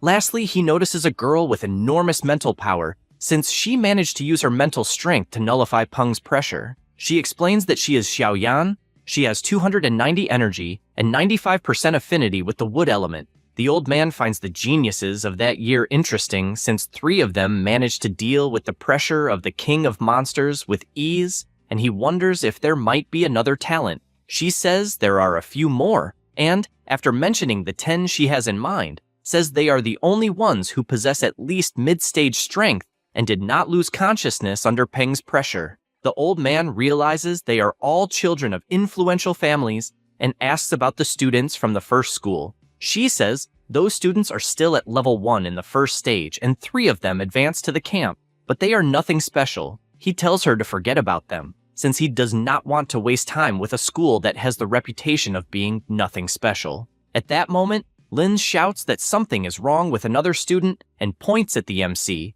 saying the boy just passed through the pressure of the King of Beasts and still has plenty of energy to keep hunting. Baimu reads about Su Hong and, completely startled, says he is the monster from the first school. Her partner grabs the report and tells her not to scare the Grandmaster with this monster talk, but he also becomes shocked when reading about the MC. The old man decides to look as well, since he does not understand why 2 level 5 warriors are so startled by a mere level 1. After all, they have already witnessed all kinds of monsters. However, he is even more shocked and questions whether the boy is truly human. This is because the report states that the MC has 100% affinity with all attributes and also possesses a special physique, and he does not know if another monster like this exists in the world. The old man becomes extremely excited, since it makes no sense for such a monster to appear in a small city, as he is a genius that appears once every millennium. He realizes that he has finally found a treasure,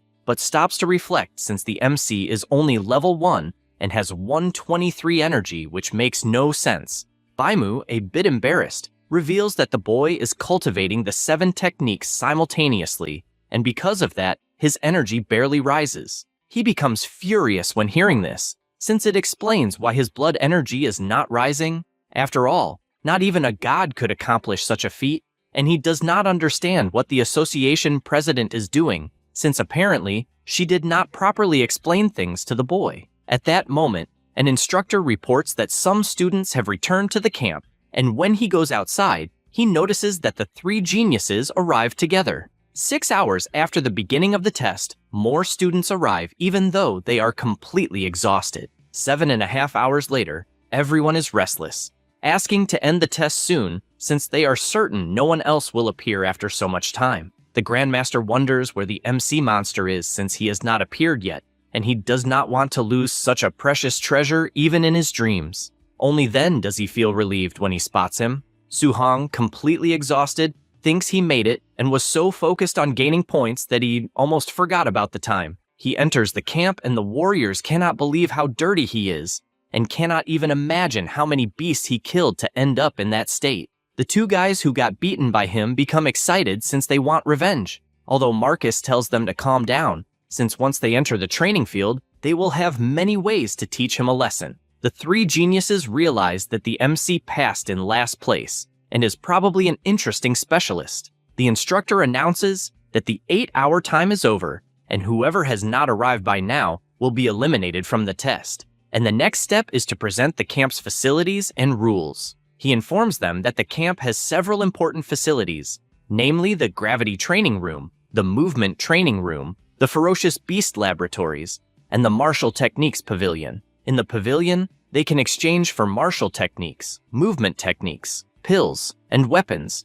and the highest level reaches rank A. MC hears this, and soon realizes that his decision to go to the camp is proving to be more and more worthwhile. Linz warns that, in order to use all the facilities, they will need enough contribution points, and there is only one way to obtain them, which is through each training subject. Basically, excellent performance guarantees extra rewards, and, since it is late, he says that whoever wants to train can go, and the injured students must accompany him to the dormitory, since they cannot allow them to die for no reason. MC goes to his room and feels relieved that it is a single room, since in the future, when he cultivates and levels up, he will not have to worry about disturbances. He opens his system, since the moment has finally arrived, because he has 354 martial points and will complete the mortal body. He begins to distribute the points until the evolution of the mortal body reaches 100% and his body prepares for this evolution.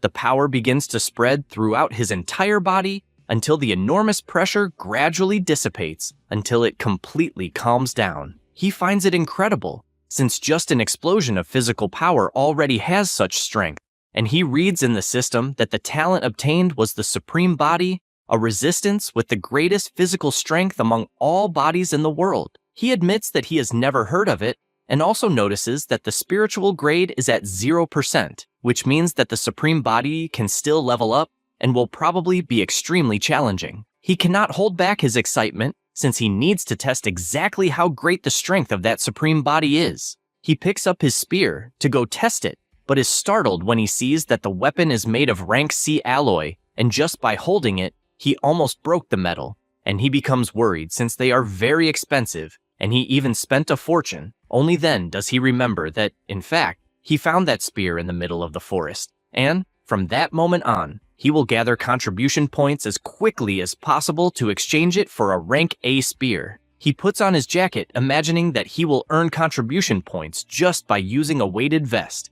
and wonders how many hundreds of kilos he will be able to endure. He goes to the warehouse, and people are simply impressed. since Tiantuo endured 3.000 kilos and even said it felt light, managing to jump with ease. Xiaoyan comments that Tiantuo's strength is definitely equal to that of a monster. The supervisors are observing from the monitoring room and say that they expected nothing less from a great genius, since he managed to carry 3.000 kilos with ease. Baimu, intrigued, asks when they will speak in detail with MC about him cultivating 7 guidance techniques simultaneously. The old man says they cannot be so direct, since geniuses have strong pride, and speaking directly will only cause the opposite effect, and they will have to use some methods to make the boy give up on his own. Then, he asks if the warriors organized for the night attack have already gathered. His assistant says it will take some time, since organizing people to match the strength of each student is a bit complicated, and excited, says that they have just finished the test and must have their guard down, and when they suffer a surprise night attack, they will fall into despair. The old man agrees and orders them to prepare a level 1 warrior in the final stage for MC, since he wants to see the boy crushed and defeated before explaining the disadvantages of cultivating 7 techniques at the same time. His assistants are shocked by this, since the blood energy of a level 1 warrior in the final stage exceeds 400 points, and the combat power is above 5.000, while Su Hong's blood energy is only 100, and they wonder if it is not too dangerous and could end up destroying the boy's conviction. He replies that this is nonsense, since he is only correcting his mistake, and if his conviction is destroyed that easily, then he is nothing but trash. Meanwhile, outside, everyone is commenting that the genius Tiantuo will train in the gravity room, and because of that, everyone runs there just to see it. Su Hong arrives to do the weight test and sees that the room is empty. He picks up the so-called smart bracelet that calculates the points and goes to where the weights are. He notices that the heaviest one reaches 10 tons and is made of super heavy alloy, and he cannot imagine who could move that. He picks it up just to test and realizes that it is far too heavy, and although it would even be possible to wear it, it would greatly harm his speed and he would not be able to endure it for long. He decides to take the 5-ton one and tests it by jumping in every direction. After testing it, he realizes that currently it is the most suitable weight for him to move normally, and he starts imagining what weight the trio of super geniuses used, since they are at level 1 in the final stage and might even be a little stronger. In any case, he puts his clothes back on since he also wants to observe their training to learn something. Everyone is gathered, surprised, since Tiantuo entered the gravity room without even removing his 3-ton vest and even set the gravity to 2 times, which is absurd since he is under pressure as if it were 6 tons. Only then does the MC realize that Tiantuo's weight is only 3 tons, and apparently he had the wrong idea about the boy. At that moment, he sees the other 2 students from his school and asks if they will not train in the gravity room. They reply that the people there are far too strong and they are falling too far behind, and that if they entered the room, they would only embarrass themselves. The MC tells them not to say that and goes to the room. His friends ask if he is not afraid of embarrassing himself. The same goes for the other warriors who point out that the MC is a clueless guy and that he probably is not even wearing a weighted suit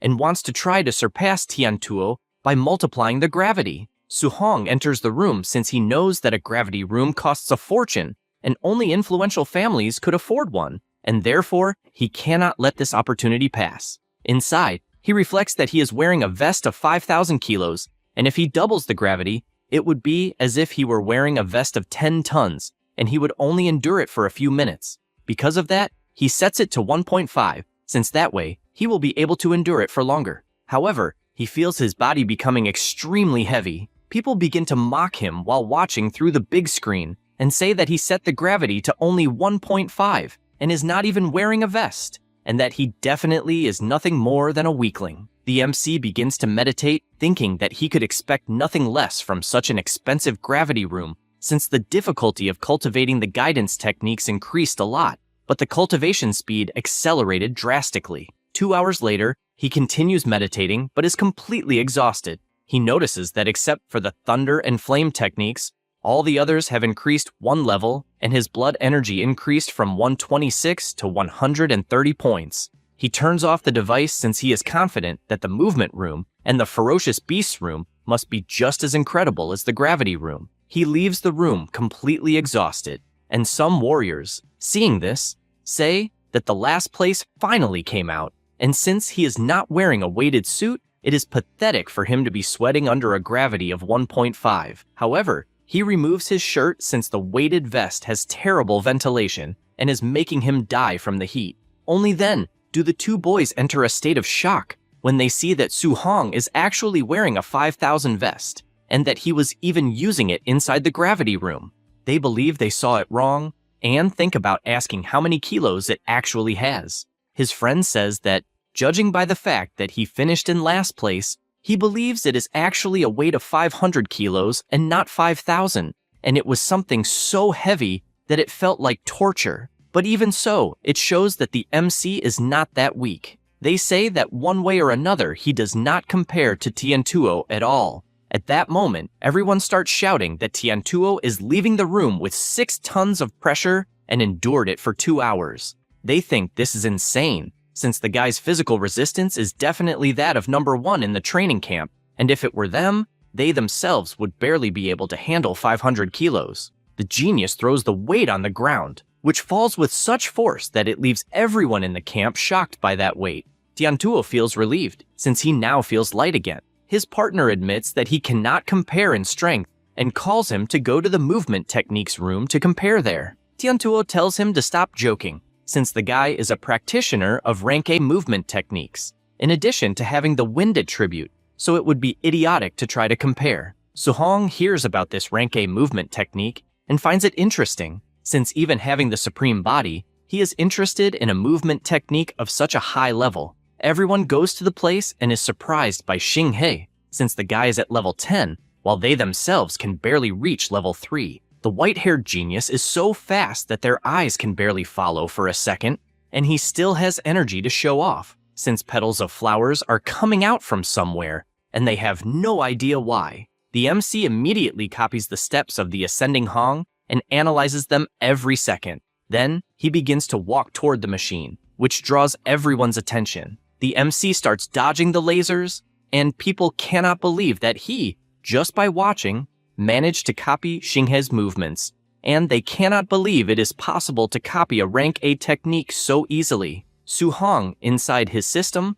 is repeating the movement he witnessed hundreds of times, and increasing his proficiency more and more until he finally manages to obtain the ascending Hong steps at beginner level. He feels relieved, since he now has his first rank A ability, but he found Xinghe's movements very extravagant and embarrassing, and he had never seen that technique being performed in a normal way, so he had to copy it exactly. Having learned the technique, he knows he no longer needs to train in the movement room, since he can go straight to the ferocious beast room to gain martial points and increase his blood energy. However, he is startled without understanding why people are looking at him, and the crowd says that the pose he made was incredibly flashy and that he really copied Xinghe's technique. He simply cannot believe that he was doing all those movements in the real world as well as inside the system. Because of this, he runs away like a cannonball, since everyone is begging him to keep doing that movement, and at that moment, he realizes he is being followed. This is because the duo he defeated has finally found him seeking revenge and noticed that he is going to the ferocious beasts room, so they believe they should go as well to beat him up when he comes out. In the ferocious beasts room, several warriors are gathered.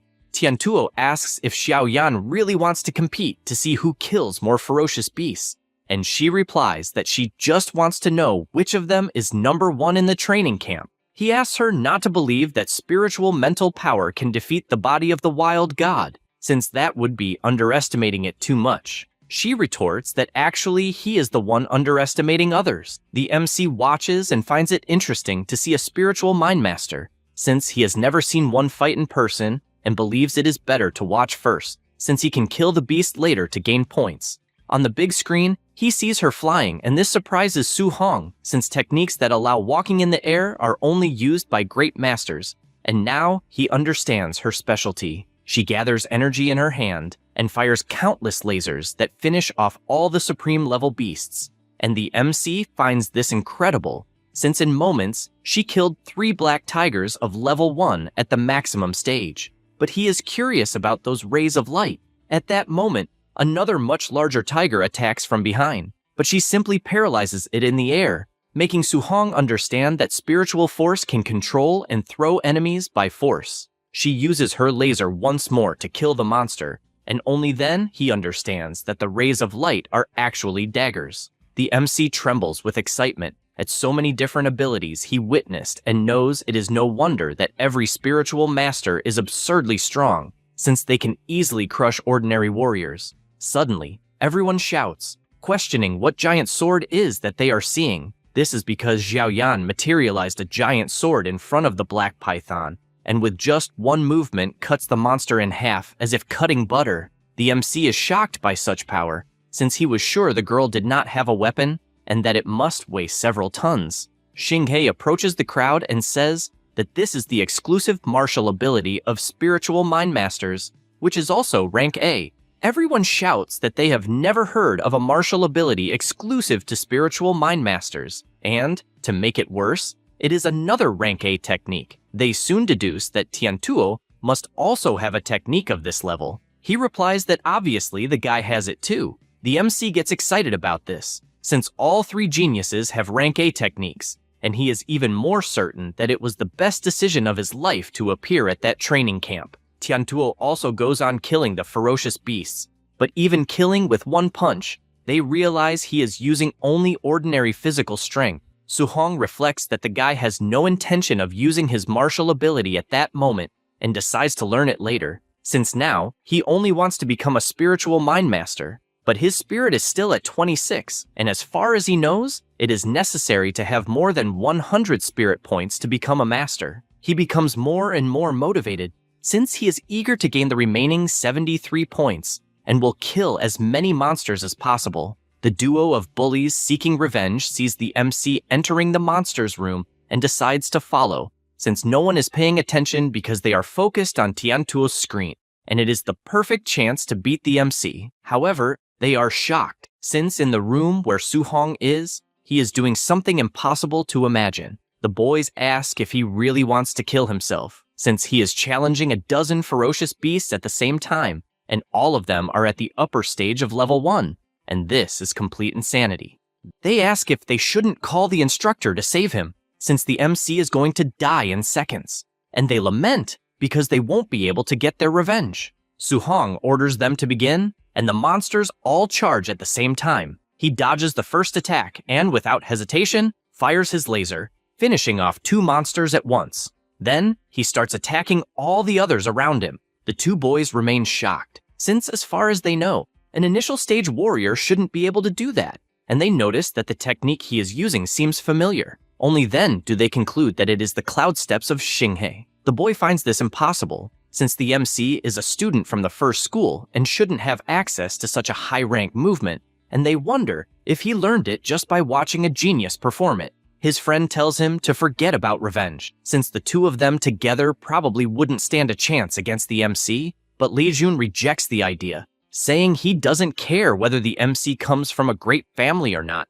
since he can't swallow this humiliation. However, this doesn't last long, as the boy tells him to look ahead, and when they do, they are left in shock, because the MC managed to kill 11 final stage beasts in that short time. Su-hong realizes he has earned 81 points, since the average per creature is 7 points, and apparently the stronger he gets, the harder it becomes to earn points. He looks to the side and notices more creatures approaching, so he decides to get up, since he doesn't have time to rest. The monsters attack, but he activates his flaming fist and starts striking all of them. After that, more monsters approach, and he becomes increasingly excited, wanting martial points. Because of that, he keeps advancing, killing more and more monsters to score points. Meanwhile, the 2 boys watch everything, and Leijun admits that hatred leads nowhere, so he has decided to forget about revenge. They move to another place, where people are surprised that Tiantuo and Xiaoyan crushed between 8 and 9 final stage monsters. At that moment, another boy appears asking if they managed to get the revenge they wanted. The 2, frightened, say yes, but internally they are sweating cold, since if they hadn't been clever, they would be lying on the ground like dead dogs, and they realize that the training field is absurd, since it is full of ridiculous monsters. Suddenly, the two geniuses leave the training room. Tiantuo says he scored 280 points, while Xiaoyan scored 270 points. Everyone is impressed, since each final stage monster is worth about 5 contribution points. Tiantuo complains about having gained only 100 points from using the weighted vest. His friend says the same, since she only got 50 extra points. Everyone remains shocked at how incredible the geniuses are, and they know that all that remains is to fight for 4th place. Meanwhile, the two boys continue watching from afar, as they think everyone there is a bunch of fools, since there is a more terrifying monster in that training field that surpasses the 3 geniuses. An hour later, the MC finishes his massacre. He sighs in relief and thinks that hunting ferocious beasts for over an hour has left his body very tired, and to make matters worse, he is still far from the required 735 martial points. At least, he managed to get 700 contribution points and wonders what he can exchange at the martial arts pavilion. Just the points from the weight he used increased by 300 points. With that in mind, he goes to the martial techniques pavilion and, after checking the book, sees how many points each type of pill costs, as well as the cost of martial techniques. Rank A techniques are very expensive, since the cheapest one costs 2,000 points, and the prices of the pills are reasonable. The clerk asks if he will take anything, but she soon assumes that he looks like an initial stage warrior and probably cannot afford anything. The MC asks about the spiritual concentration pill, and she explains exactly how it works. He notes that the maximum level of spiritual concentration pills is 4 and costs 500 contribution points. With that said, he asks for the maximum level pill, which leaves her completely shocked. She tries to explain that it costs 500 points, but he replies that it's not a problem. She cannot believe that there is a warrior with 700 contribution points in that camp so early, and still indignant, she hands over the product. He thanks her and asks if they have any alloy spear with dual lightning and fire attributes. The girl, no longer surprised, simply says yes, and thanks him for his patronage. After returning to the dormitory, he stores his weapons on the wall and analyzes his attributes, since his growth in just one day was greater than an entire week in the past. Now his spirit points are almost at 100, and he hopes the pill will provide the 25 points he is missing. So without hesitation, he consumes it, determined to become a mental master. The pill enters his body, and at that moment, it begins to take effect. He feels his exhausted nerves relax, and the sensation is pleasant. His brain also becomes extremely clear, and he can feel everything around him. He opens his eyes and realizes that he gained 24 spirit points. Added to his previous 50.5 points, he is now at 99.5%. He regrets it, since if he had known, he would have killed more ferocious beasts. Since there is not much he can do, he decides to rest, as he can collect more points the next day. After that, at the training field, several warriors are gathered. One of them asks Jingfeng if he wasn't cultivating at the martial arts university, and if he stopped just to serve a bunch of geniuses. He tells him to shut up, saying that if he were still in high school, none of the boys in that room would have the right to be his training partners. The big guy shows that he is responsible for Tiantuo, who has 340 blood points. The other two also boast, since they got 2 geniuses with blood points above 300. Jingfeng cannot believe how everyone got such strong students. While his is the MC at the initial stage with only 123 blood points. The warriors also find it hard to believe, since Jingfeng's strength is the greatest among all present, and they wonder if the Grandmaster made a mistake. At that moment, Tianli enters the room and states that there was no mistake. The mohawk-haired one apologizes and comments that the MC is just trash at the initial stage. The Grandmaster tells them not to underestimate him, since his combat strength is comparable to that of a high stage. The 3 simply cannot believe this absurdity, since there is no one with 123 blood points comparable to a high stage. The Grandmaster reinforces that part of the information about Su Hong is confidential, so it is not on the file, and only when they fight one-on-one will they understand. Jingfeng takes a deep breath, since he has 500 blood points, and cannot believe he will have to intimidate a rookie with 123 points. Tianli slaps him, saying that if he ordered him to fight, then he should do it without complaining, and that he should fight with everything he has. since he must make the MC question his own existence. The mohawk-haired one, still confused, asks if the Grandmaster is holding a grudge against the student and even says he won't be responsible if he cripples him. He finds this exciting, since he can beat him to death, and even if he cripples him, he will receive a great reward. The boy is frightened by this terrifying laughter, and immediately everyone heads toward their targets. At night, each high-level warrior hunts their target student, and the camp turns into chaos, since no one understands what is happening. The MC wakes up imagining that a surprise attack is happening, and at that moment, someone attacks his door. It was Jingfeng who, upon entering the room, strikes the bed directly, forcing Su Hong to jump. He imagines that he has heard that the countless races usually hunt human twins to weaken their forces, and considers if that is the case. He grabs his spear and prepares himself, since he does not know his opponent's level. Jingfeng laments, because his target is indeed an initial stage, and the MC is startled since the guy is a high-level warrior and not a shape-shifting monster. However, he finds this amazing, because if he manages to defeat him, he will gain the last 5 martial points needed to become a mental master. Jingfeng cannot believe that not only did the MC not run away, but he also chose to counterattack and thinks this is madness. He defends the attack, and immediately the warrior realizes that his target's combat power matches a high stage, and the Grandmaster definitely did not lie. However, the strength is even higher than he imagined, and he cannot believe that someone of grade 1 could be so strong. Su Hong thinks that his opponent is just a high-stage warrior, and it is not like he has never faced one before. He lands his first attack, and even while defending, Jingfeng fully feels the pressure. However, he knows that a battle between warriors is not just about who has more physical strength. The MC is pleased since he will witness a martial technique of the fire attribute, and it is the first time he sees one. The boy prepares himself and leaps with his rank B technique, wanting to see what they will do against it. The MC prepares himself, since that attack is far superior to the Void Devastating Finger. After repelling the attack, Jingfeng is thrown violently against the wall, and after recovering, he cannot believe that the MC blocked his blow just by manifesting thunder, and his talent is extremely terrifying, making the Grandmaster's admiration for the boy even more understandable.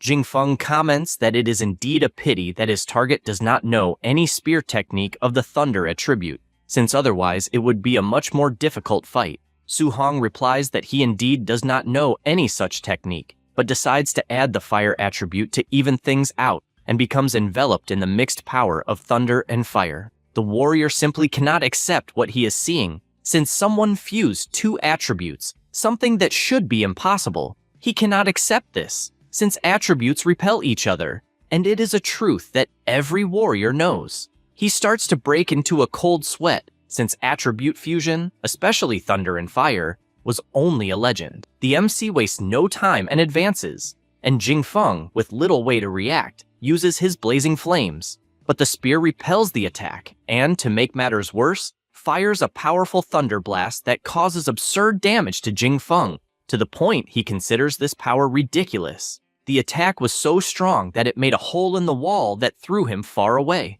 With this victory, the MC gained 7 martial points, and he celebrates, since now he has the necessary points to become a mental master. A few seconds earlier, near the dormitory, the Grandmaster was with his assistant. He says that Su Hong has probably already been defeated, and even prepared several arguments to convince him to give up cultivating so many different orientation techniques. However, in the next second, Jingfeng appears being thrown out of the dormitory and, on top of that, falls right in front of them, completely defeated. The two cannot believe what they are seeing, especially Baimu, who does not understand how this happened. To make things worse, 3 other warriors are thrown out, and all fall in front of them. It was the trio responsible for defeating the geniuses, but they were completely useless. The 3 students go to the hole in the wall to ask the Grandmaster to send stronger warriors next time. However, Tiantuo notices that there are 4 bodies on the ground, and the girl wonders if someone managed to defeat a warrior faster than them. Xinghe comments that it is probably a weak warrior who was defeated very quickly by someone random.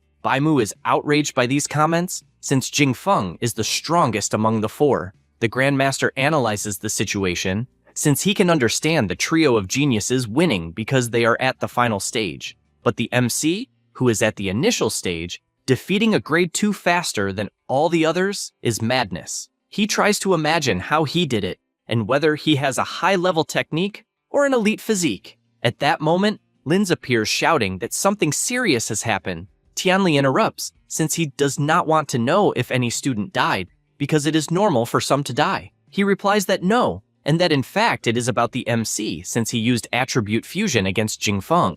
The Grandmaster, distracted, says that this is nothing to admire until he takes a deep breath and becomes ecstatic, since from what he understood, something absurd beyond reality was said. Linz explains that Su Hong indeed fused the orientation techniques of thunder and fire attributes and thus defeated Jingfeng. He even clearly saw it through the cameras, and if they do not believe it, they can ask the warrior. At that same moment, Jingfeng wakes up and confirms everything that was said. The Grandmaster remains indignant, since the only genius of the human race spent 10 years researching fusion and still failed, and he cannot believe that a mere student surpassed that. He becomes excited, since it is like a divine star falling from the sky. His assistant asks if the fusion of two attributes is really that strong, to the point of defeating someone many levels above. The old man confirms, since the genius who researched fusion, even incomplete, also managed to defeat a grade 2 while being grade 1. She tries to understand why this type of cultivation is not encouraged nowadays.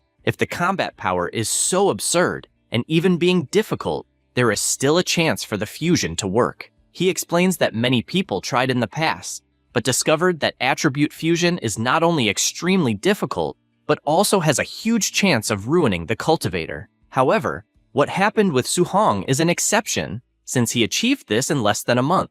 And to make it even better, he obtained the 7 attributes, and they cannot even imagine the level of that. If such a monster truly grows, he would be capable of knocking out the emperors of the countless races with a single blow. Linz asks him not to get carried away since he is exaggerating, because fusing just 2 is almost impossible, let alone 7 attributes. The old man apologizes for his excitement. Suddenly, Linz shouts that there was something else to say, since the MC also has a special physique, as his strength also crushed Jingfeng. The old man cannot believe he did not mention something so important before. They find it strange how someone with 120 blood energy points crushed someone with 500, since it is something beyond reality. Tianli says that the next day he will organize a duel, since he wants to test Su Hong's combat strength and blood energy in all aspects, and will even have him fight Tiantuo. After all, he wants to see the result of a monster facing the strongest genius of that camp. The MC goes to the hole in his room and sits down to check the system. He decides to add all his martial points into spirit at once, and after distributing the points, he becomes excited since he will finally become a mental master. He feels a wonderful sensation, and it is as if he had suddenly grown a third arm. Although it is a bit strange and bizarre, his spirit points surpassed 100%, and looking back, he decides to do a test. His bed rises off the ground, as do all the furniture in his room, since he can manipulate objects and also walk in the air. His next objective is to learn the rank A technique that Xiaoyan possesses, as well as Tiantuo's offensive technique. After that, the following morning, it is announced for everyone to gather in 1 minute, and each second of delay will cost contribution points. Immediately, all the students run out and gather at the designated location. The MC starts wondering what will happen. The instructor positions himself, praising them for not being late, since after being beaten so badly, he thought they would not even be able to get up. Some people complain, saying they could have defeated the warriors the previous night, but were caught off guard and did not even manage to put on their underwear. The instructor, irritated, questions whether, if the person who attacked had been an assassin from the thousands of races, they would wait to put on underwear. Marcus feels embarrassed, and his friend starts teasing him, just like everyone present. Su Hong reflects that, in fact, a real battle does not wait for you to be ready or not, and understands the people who are frustrated, since it was a tiring night. Lin says he will give everyone a chance, as they will carry out a complete test involving blood energy, combat power, spirit, physical strength, speed, and even the level of mastery of martial techniques.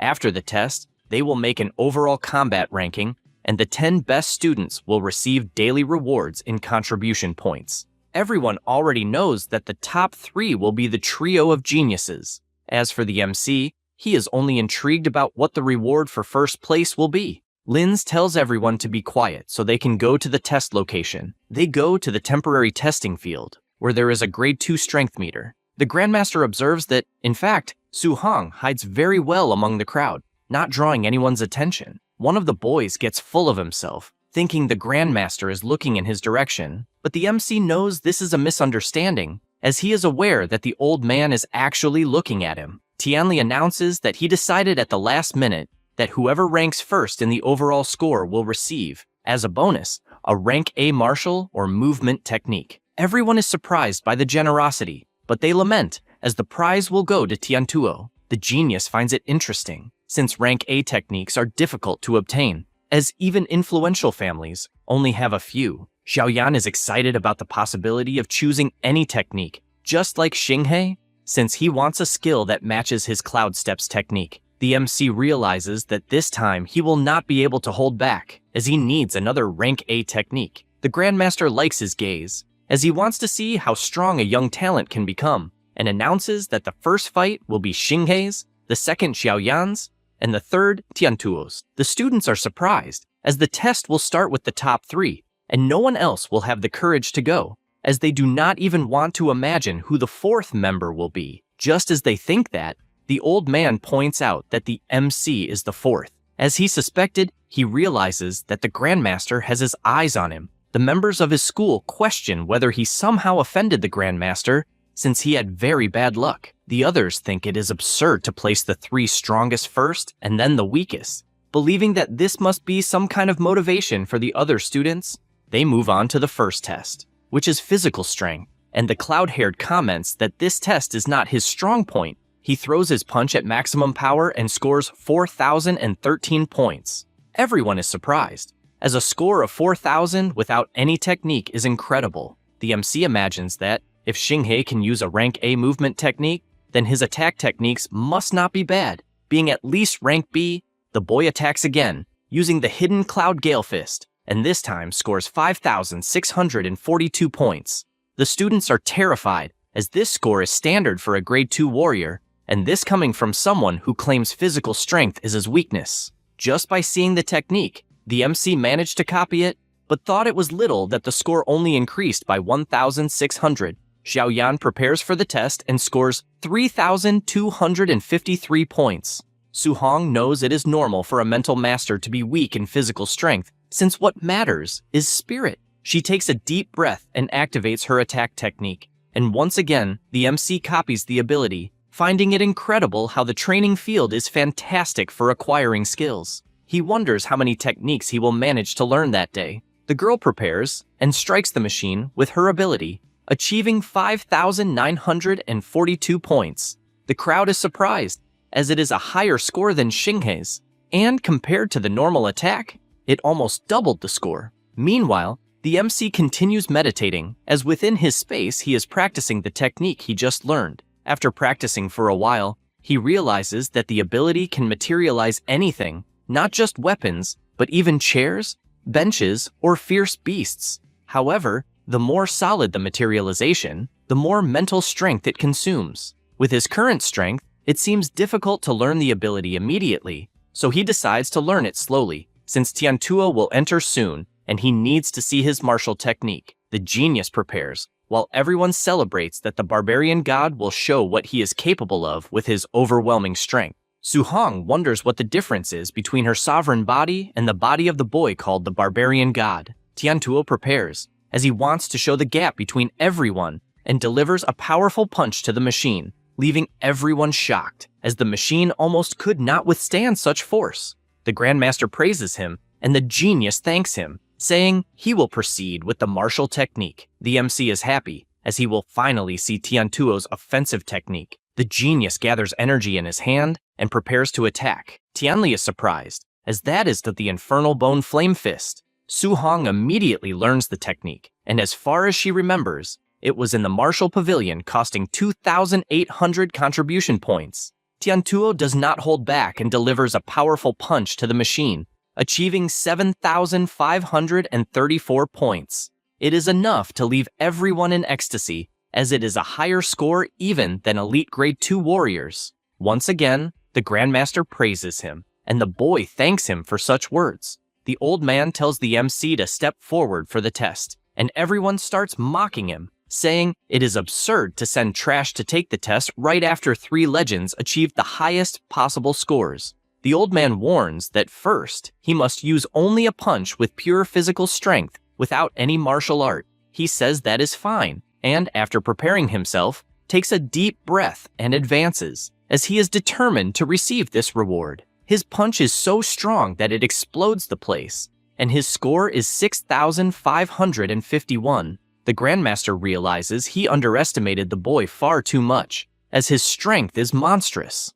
The students are in shock at this score and begin to shout, questioning whether the strength meter is broken, since, as far as they know, the MC was the weakest, and there should not be anyone who could surpass the geniuses in brute strength. Xiaoyan admits she is impressed, as does the cloud-haired, who thinks this score is impossible for a level 1 warrior. Tiantuo agrees and even believes that he himself was too arrogant. The MC asks if he can proceed to the martial technique. The old man replies yes, and he takes his position. Then the mastery percentage of the ability he copied begins to rise. He knows that the infernal bone flame fist suits his style better, and therefore continues evolving without stopping. Meanwhile, Lin's comments to the Grandmaster that the MC comes from an ordinary family, so he will not possess high-level techniques. He agrees, as he does not expect to see anything of high rank anyway. The MC finally reaches 100% in his ability, reaching the beginner level.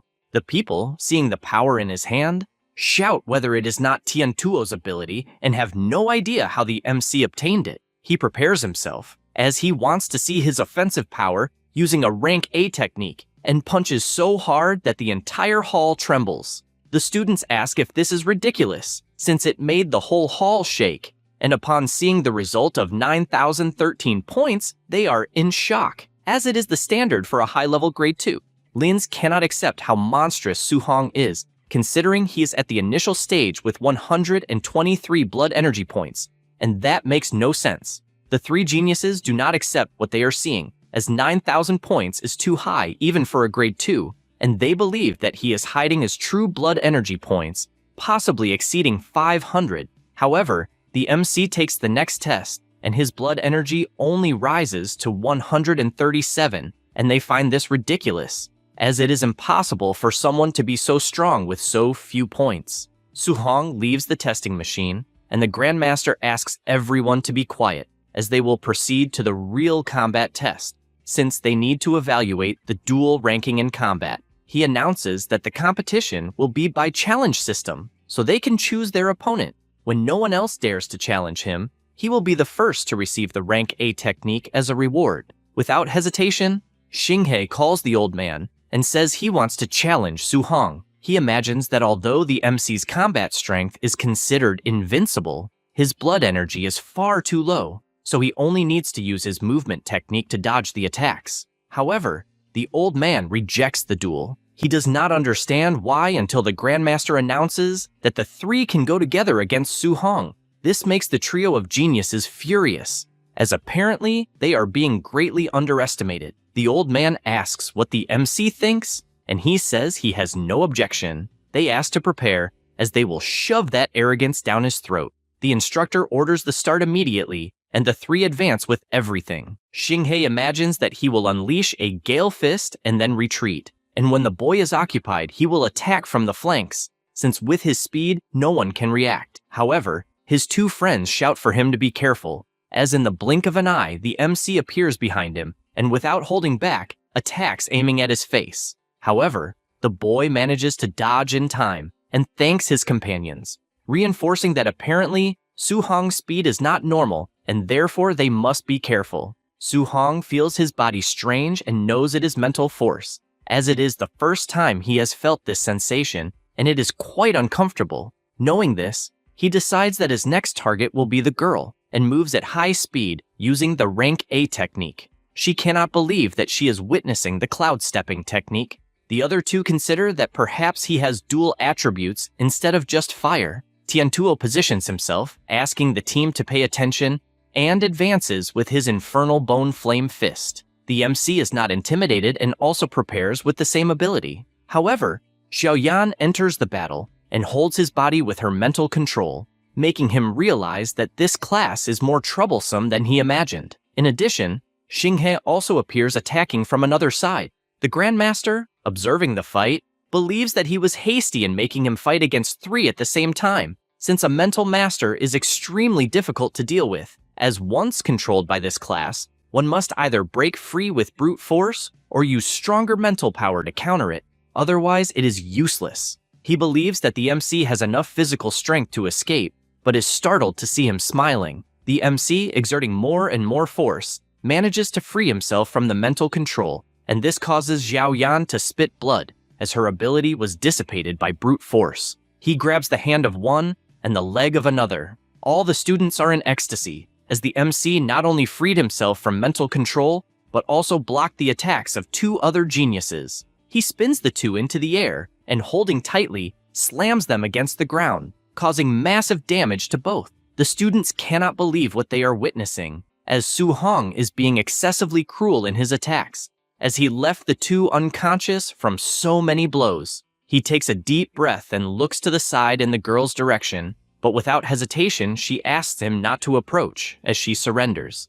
The people cannot believe that there truly exists someone strong enough to defeat the trio of geniuses of that camp. The Grandmaster tells them to stop the noise and asks if anyone else will challenge him. Otherwise, first place will go to Su Hong. They reply that they obviously will not face this monster, as only an idiot would try to challenge him. That said, the old man announces that first place belongs to Su Hong, and since second place to 10th place are vacant, they must continue the competition to see who will take those positions. With that, he tells the MC to follow him to receive the reward, and he becomes excited upon hearing this, as he has gained another rank A technique. As they walk, Tianli reveals to the MC that he has been watching him since the day he stepped into that training field, and questions why he hides his power so much, unlike others who constantly show off. He explains that he has neither power nor influence, and if he stands out too early, he will become an easy target. The old man likes hearing this, as he finds it very intelligent, and confesses that he only organized that duel to ensure that he would have the resources. With that, he says that in the current world, the strong become stronger, and resources concentrate only among geniuses, and tells him not to hide his strength anymore, as he himself, as Grandmaster, will protect him if any problem arises. Su Hong thanks him for all of this. They go to the martial techniques pavilion, and the old man tells him to take the list of techniques.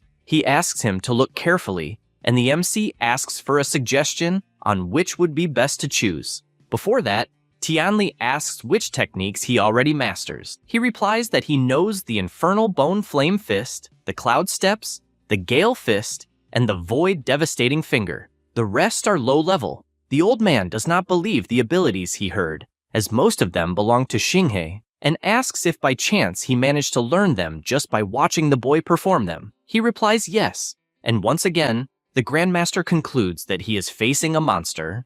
The saleswoman starts wondering who the MC is who is being personally accompanied by the Grandmaster. The old man points out that since he already has offensive and movement techniques, he should learn a control one, and recommends the Flame Prison, rank A. It condenses spiritual fire energy into a prison to capture the enemy. Offensive techniques only need to attach energy to the weapon or body, but control techniques require the energy to leave the body. Most second-grade warriors cannot do this, and normally it would be impossible to recommend it to a first-grade warrior, but since it is Su Hong, the case is different. Tianli points out that he even knows this technique, and, because of that, will demonstrate it to show how it works.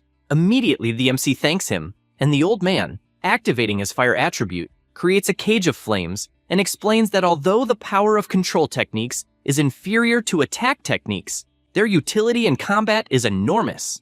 Then, he summons a fire arrow to demonstrate and attacks, simulating that some enemy had been caught by the cage beforehand. He admits that maintaining the flame prison while attacking is extremely difficult, since he himself only mastered it after becoming a third-grade warrior.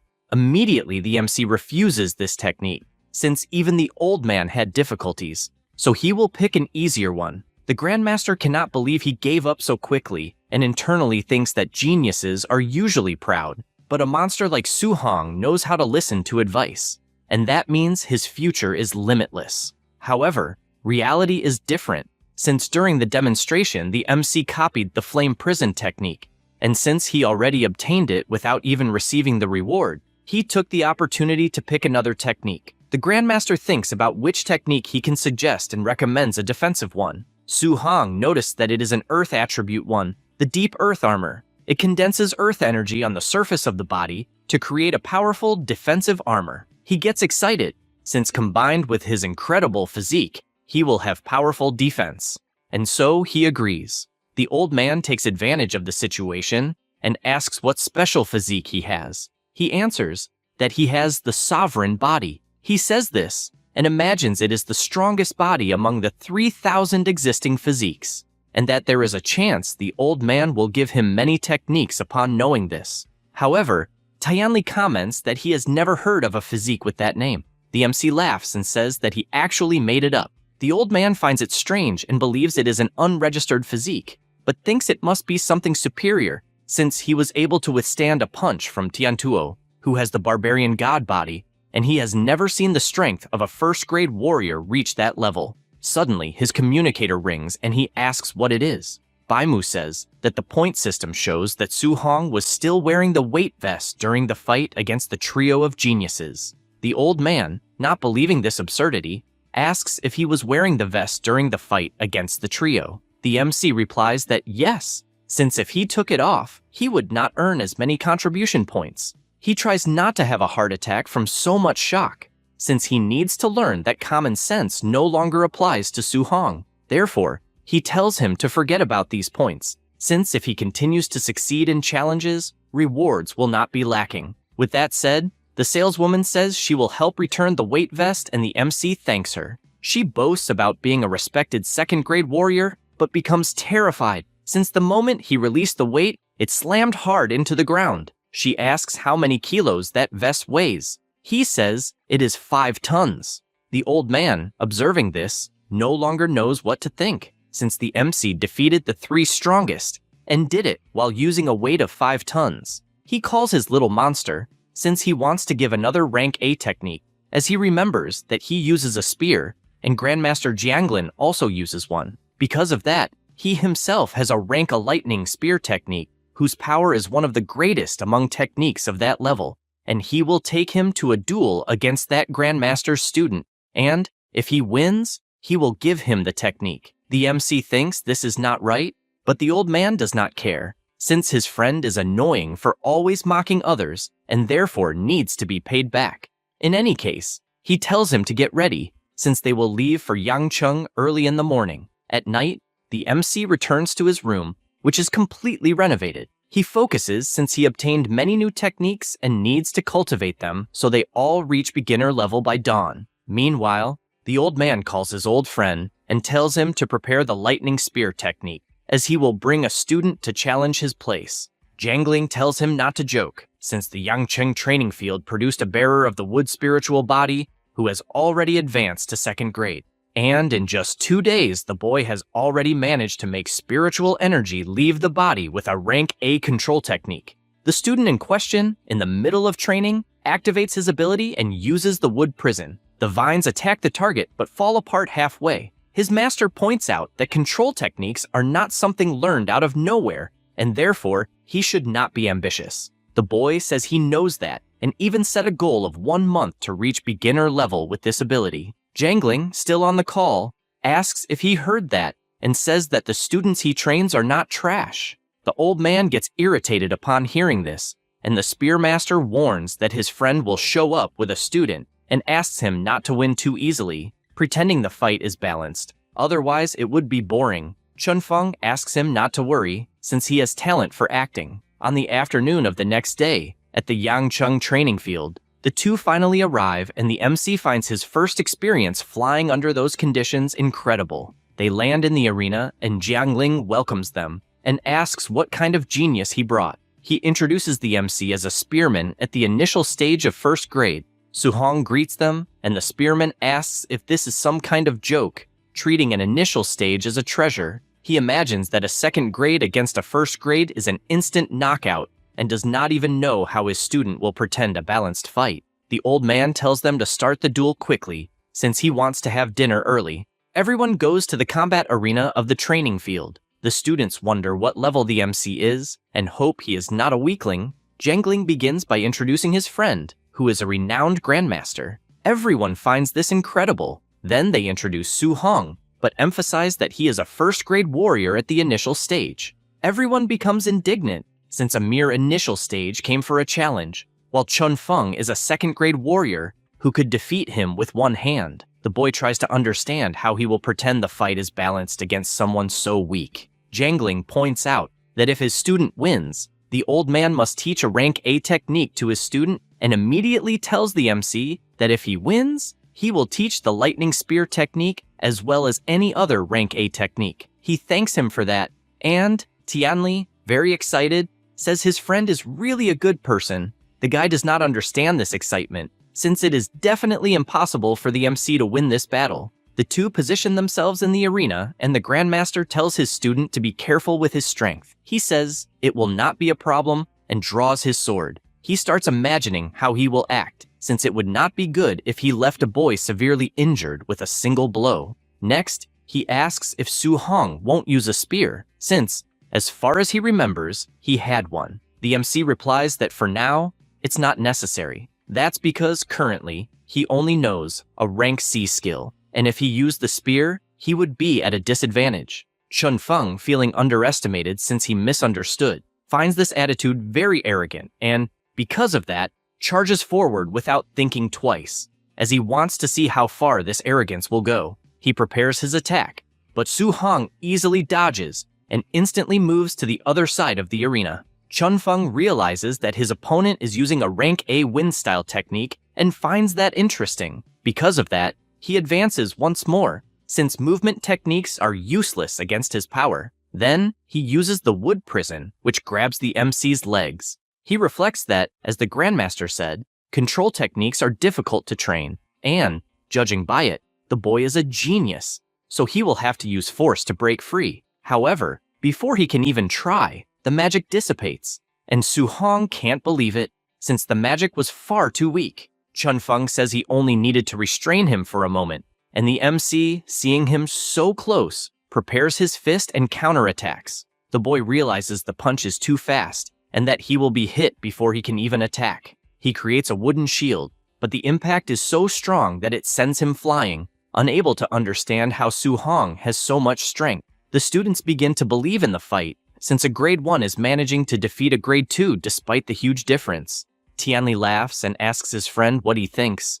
The Grandmaster says that brute force alone won't be enough. The MC positions himself and advances once more, delivering a powerful kick that, upon landing, he realizes is actually an afterimage. Chun Feng appears behind him, as he also possesses rank A techniques, but Su Hong, being faster, manages to dodge. The boy tells him to surrender, since the level difference is too great. The MC simply raises his hand, and, after activating his fire attribute, creates a cage of flames, trapping his opponent. The boy can't believe he is seeing a control technique, and doesn't understand how an initial stage warrior has already learned this kind of technique, but he is sure it won't last long. Jangling can't believe that someone at the initial stage has mastered the flame prison and finds it completely ridiculous. But he gets startled when he sees his friend also surprised and asks why he is surprised and whether he was the one who taught that technique to the MC. He doesn't know what to answer, and the Grandmaster realizes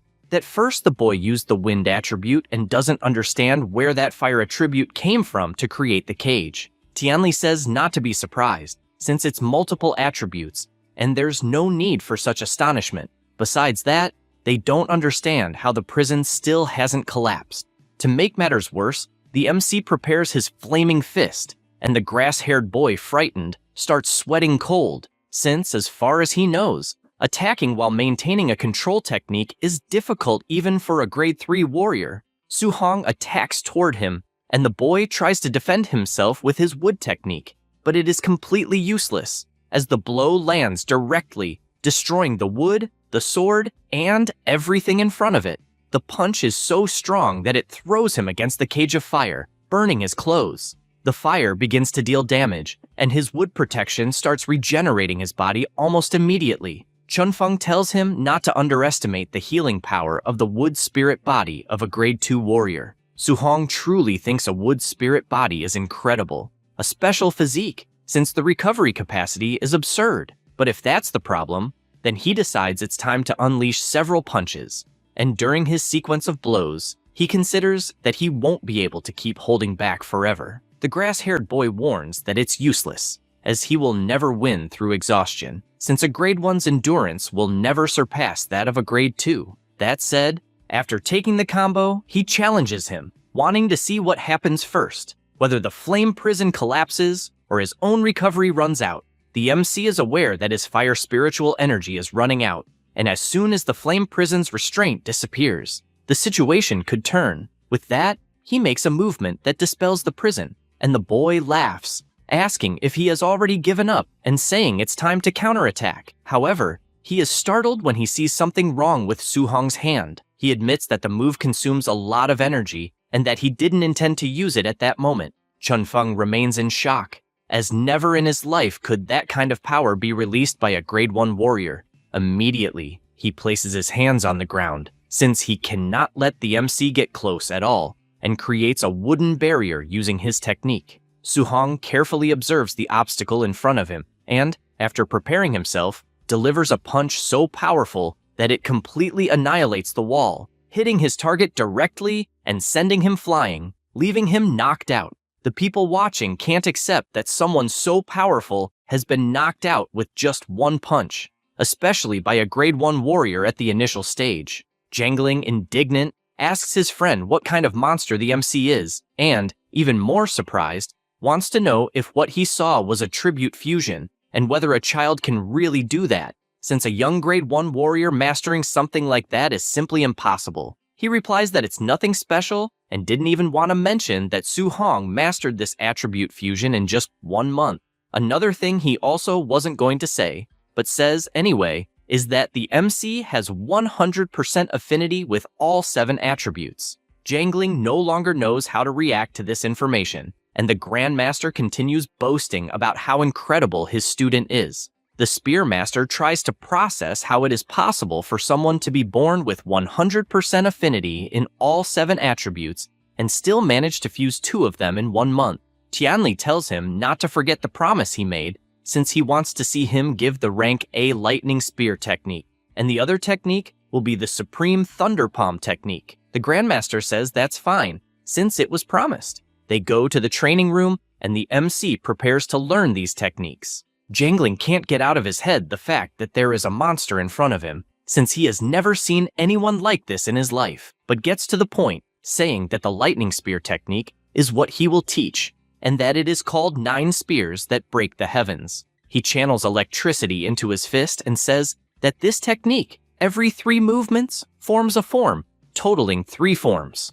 The power of each form is greater than the previous one, and the difficulty of learning also increases. In addition, he normally would never teach a warrior below grade 4, but based on the talent he witnessed, he believes it won't be a problem. He tells him to pay close attention and activates the first form, creating practically an electric tsunami. Then he moves to the second form, overturning seas. A giant wave moves to the other side of the arena. The MC feels the pressure of the attack, since in the middle of that storm of lightning, he feels like just a solitary boat in the ocean, where any thundering raindrop could completely overturn him. Finally, the Grandmaster activates the third form and creates several gigantic electric vortices. Su-hong, observing this, becomes frightened, since Jiangling clearly held back in the second form so as not to destroy the training hall, and, even so, the residual power created a terrifying tornado. He is aware that, although he is currently nothing more than an ant, in the future, he will also reach this level of combat. After this entire demonstration, the Spearmaster asks him to practice alone first, and, if he has any doubts, he can ask at any time. Su-hong sincerely thanks him, and Jiangling says there is no need to thank him. After all, a bet is a bet, and explains that once he masters the first form, he will teach the second technique, the Palm Thunder, and already warns that it is a much more powerful technique than the one he just taught. The MC becomes even more excited since he did not imagine that the second technique would be even more powerful than the one he had just seen, and, because of that, he wants to learn as quickly as possible. The Grandmaster says he needs to go talk to Tianli and will return later to see how the progress is going. After returning to check, Jiangling concludes that the MC is definitely a monster. Because of this, he goes outside to reflect, and at that moment, the old man appears, questioning why he is standing outside and whether he still has not taught the Palm Thunder. He replies that he already finished and that he can go see for himself. Tianli finds this absurd because the technique is extremely difficult, and if he does not stay on top of him while teaching, Su Hong will never learn it. When he opens the door to check, he sees the MC with the technique active, saying that he finally learned the skill. The old man also goes outside, indignant, since he had even imagined that he was mentally prepared, but that was not the case. Jiangling says that it took him 3 months to master this technique, and even though he considered himself a genius, he realizes that he is nothing. Besides that, he mentions that the MC's future is grand and that he will probably become a grade 9 in the future because he has unlimited potential. The Grandmaster tells him not to keep lamenting because they should take advantage of being old friends to catch up. With that said, he tells the MC that they are going out to drink and that he can continue training peacefully. Sometime later, in the training camp dormitory, Su Hong reflects that after defeating Tiantuo's trio and Chun Feng, he obtained a total of 230 martial points, but his vitality is far too low, and his spirit, physique, and techniques also need to keep leveling up. He knows that his cultivation level is the foundation of everything and, because of that, decides to prioritize blood energy. His other concern is that he needs to find a way to earn more martial points, but no one in the training camp will have the courage to enter a duel, and, apparently, the only thing left is to go to the ferocious beast room and kill everything he finds along the way. Meanwhile, the two old men are drinking heavily, since they had a long day. At that moment, a subordinate appears, saying that the night attack is about to begin, and that they are only waiting for the leader's order. Jiangling remembers this, and tells them not to go too easy, since they should beat those brats to a pulp. However, Tianli calls his attention, since it will be a problem, because they are going to carry out a night attack on the very night the MC is sleeping there. Jiangling realizes that this is true, and immediately orders the night attack to be postponed. However, his subordinate warns that the attack has already begun. Those responsible for the attack move at high speed, and Bu Jingfeng asks his brother why he is participating too, since he is a grade 2 warrior at the high stage. He replies that he heard there is a student with a wood spiritual body and absurd ability, so the Grandmaster called him specifically to deal with that person. He takes a deep breath, since he knows that the level difference is huge, and that it is as if he were intimidating little children, but there is nothing he can do. Then, he says that he heard his brother was defeated during a night attack and thinks that is disgraceful. Bu Jingfeng tries to explain that in truth, he merely let his guard down, but if he crosses paths with the MC again, he will finish him off. Bu Jinglong tells him to relax, although he should not be so proud of defeating only an initial stage student, and without wasting time, orders everyone to put on their hoods, because they are going to attack at that very moment. With the order given, everyone advances toward their respective targets, and chaos takes over the dormitory. The MC notices that there is a lot of noise and wonders if it is another night attack. He sees a student flying far away, and the person responsible for the attack charges at him, ordering him to pass out at once. However, Su Hong punches him in the mouth, making him completely lose his bearings. He makes it clear that he did not even ask anything and that, in fact, he is not even a student of that training camp. Only then, seeing the guy stuck to the ceiling, does he reflect that they are all dressed in black with their faces covered, and this gives him a great idea, since he can pretend to be an invader to defeat some students and legitimately earn martial points.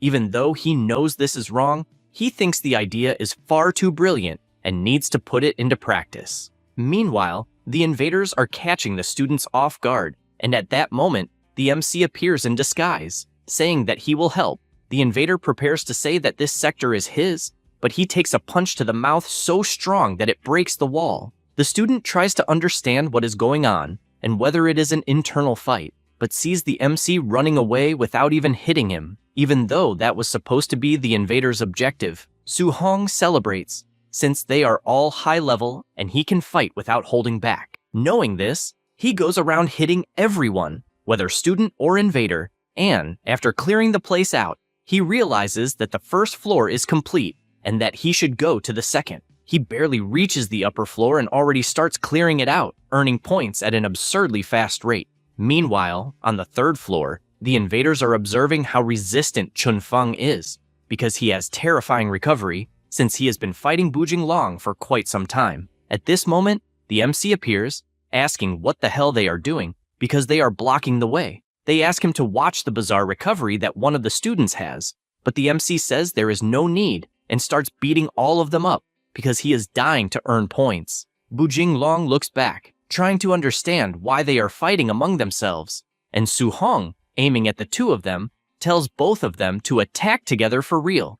Bujing Long tells the student to rest for a while, since he will deal with the situation at once, and, charging forward, shouts that each night invader is only responsible for their own target and that, since he did not follow the rules, he will teach him a lesson. The MC finds this interesting and counterattacks with his Vajra fist. The invader does not understand where so much strength is coming from and is forced to retreat, since the force he witnessed is bizarre. He calls the boy to fight together, since the opponent's strength is abnormal. Chun-Feng starts by using his wood prison, which creates some vines around the MC's foot, which, by the way, he manages to dodge. But this distraction allows Bujing Long to get closer, and, when he throws a punch with all his strength, it is blocked by Earth Attribute armor. The guy cannot believe it, since his grade 2 attack was blocked, and the target is definitely a monster. Su-hong disappears and reappears, slamming him into the wall with a blow to the stomach. Then, he advances, and also drives Chun-Feng's head into the floor, knocking the guy out on the spot. He earns more martial points by defeating the two of them, and is pleased since, in total, he gained 2,400 points in a single night and already considers himself rich. The next morning, everyone gathers while injured, and Jiangling complains to the Grandmaster that his student caused a mess the previous night. The old man says he knows nothing about it, but the guy insists, since he cannot imagine anyone else doing that. Because of this, he tells them to leave soon, since they caused too much trouble. Tianli asks the MC if, by any chance, he still does not have techniques of the metal, wood, and water attributes. He replies that he does not, and this makes the old man excited, since he has a few more friends to pay a visit to. Over the next 10 days, they visited 3 other training camps, and, always using the same strategy, he managed to obtain 3 more new rank A techniques. Sometime later, he returns to his dormitory and continues meditating to learn all the metal, wood, and water techniques he obtained. He finally manages to reach the beginner level in all 3 techniques and can hardly believe that he obtained so many rank A skills so quickly. Besides that, he accumulated plenty of martial points and, with that, starts investing in blood energy. The points keep increasing frantically until they reach 450 points. He reflects that he only needs 50 more points to advance to grade 2 warrior, and, since he has 100 points remaining, wonders whether he should strengthen his spirit or the sovereign body. His choice is the sovereign body, so he spends all 100 points, and the body rises to 0.1%. He simply cannot believe that 100 points were needed to increase it by only 0.1%, since leveling up is far too difficult. He soon realizes that, in the future, he will need to prioritize advancing his level and decides to go to the Ferocious Beast's room to earn more points. However, the Grandmaster appears at the door, suggesting that he learn a martial healing technique. The MC immediately realizes that he is going to trick another friend. With that said, they go to the Hangzhou training field. Wang Qingshan, who is the Grandmaster of the place, warns them that, in this special training, they must survive for 7 days in the 10,000 Demons mountain range. The MC reflects that he will only earn contribution points by killing the ferocious beasts and realizes that the region is packed with geniuses. The old man announces that the special training is starting, and immediately, all the students advance into the mountain range. Now alone, the Grandmaster asks if he still wants to keep the bet, since, from what he saw, his friend's student is not even a grade 2. Tianli tells him not to worry, since he is absolutely certain of the MC's victory, and after the victory, he must teach a rank A healing technique. He also warns that, in exchange, for every student Su-hong defeats, he will teach each of them a technique of the same level. The old man says that half of his students are already grade 2 and does not believe he will be able to teach all of them. Then, he walks away, since he does not believe it will do the MC any harm to get to know the wild beasts early on, since they are grade 2 and 3. Tianli asks if this is some kind of joke, that there are level 3 monsters, and whether he is trying to kill the students. He replies that the war between races is cruel, so he needs to train them as if their lives depended on it. The Grandmaster takes a deep breath, and this time, his only wish is not even for him to come first, but simply for him to come back alive. The MC continues battling with the others, finishing them off one by one, regardless of the creature's size. Time passes, and by night, he continues wiping out the monsters with the techniques he learned, finding it incredible how impressive they are, but using them so frequently is consuming a lot of spiritual energy. He enters a cave because he realizes that he has gathered enough martial points to advance to level 2. He continues concentrating to put his points into blood energy. Meanwhile, outside, a guy keeps walking because he was forced to stand guard in the middle of the night until he is startled when he sees some dead creatures, meaning there really is someone there. He approaches the cave and says that he knows someone is inside, so they should come out on their own, since it will be quick. Otherwise, he will skin them alive. The guy praises him for having killed a level 2 black flame tiger, but that only means his strength is, at most, at that level. He tells him not to do anything stupid, or he will suffer a fate worse than death. The MC, who is hiding, notices that the guy's tone of voice means he is not a good person, and seems to look down even on level 3 warriors. So he guesses that the guy might be level 4. He knows that, although he has advanced to level 2, there is no guarantee that he can defeat a level 4. Since he needs to try to escape at all costs, he launches his water ability, which heads toward Icarus. He is happy because his target has finally appeared and destroys the ability, finding it amusing since, in the end, it is only a level 2 power at the initial stage. But he is startled when he sees a blur passing overhead, trying to escape, and so he begins his pursuit, admiring that someone at the initial stage defeated a black tiger, meaning he is a genius. But those are exactly the lucky geniuses he likes to massacre. Only then does he stop because he finds something strange and questions why the hell the MC stopped running. Su-hong replies that, judging by the blood energy he saw, the guy is, at most, a grade 3, and he was the idiot for thinking he was a level 4. In addition, he points out that that tattoo belongs to the celestial race, so he is probably from the demonic cult of the 1,000 races. He knows that this cult is actually made up of humans, but they are ashamed of their own race and take pride in serving the others. Basically, they are terrorists who capture humans to sacrifice them. He thinks this kind of scum should be wiped off the face of the earth. Icarus tells him to do it if he has enough skill and launches his celestial sun slash. The MC knows that this is his first time facing a level 3 warrior, so he needs to go all out. For that reason, he launches his lightning attack, but his ability swallows the enemies. He cannot believe how weak that ability is, since he never imagined that a level 3 warrior's technique would be instantly dissipated by his strike. Icarus, on the other hand, cannot believe what he is seeing, because even though he is an entire level above his opponent, his technique was completely destroyed. On top of that, he saw him using the water attribute, but his attack was blocked by the lightning attribute.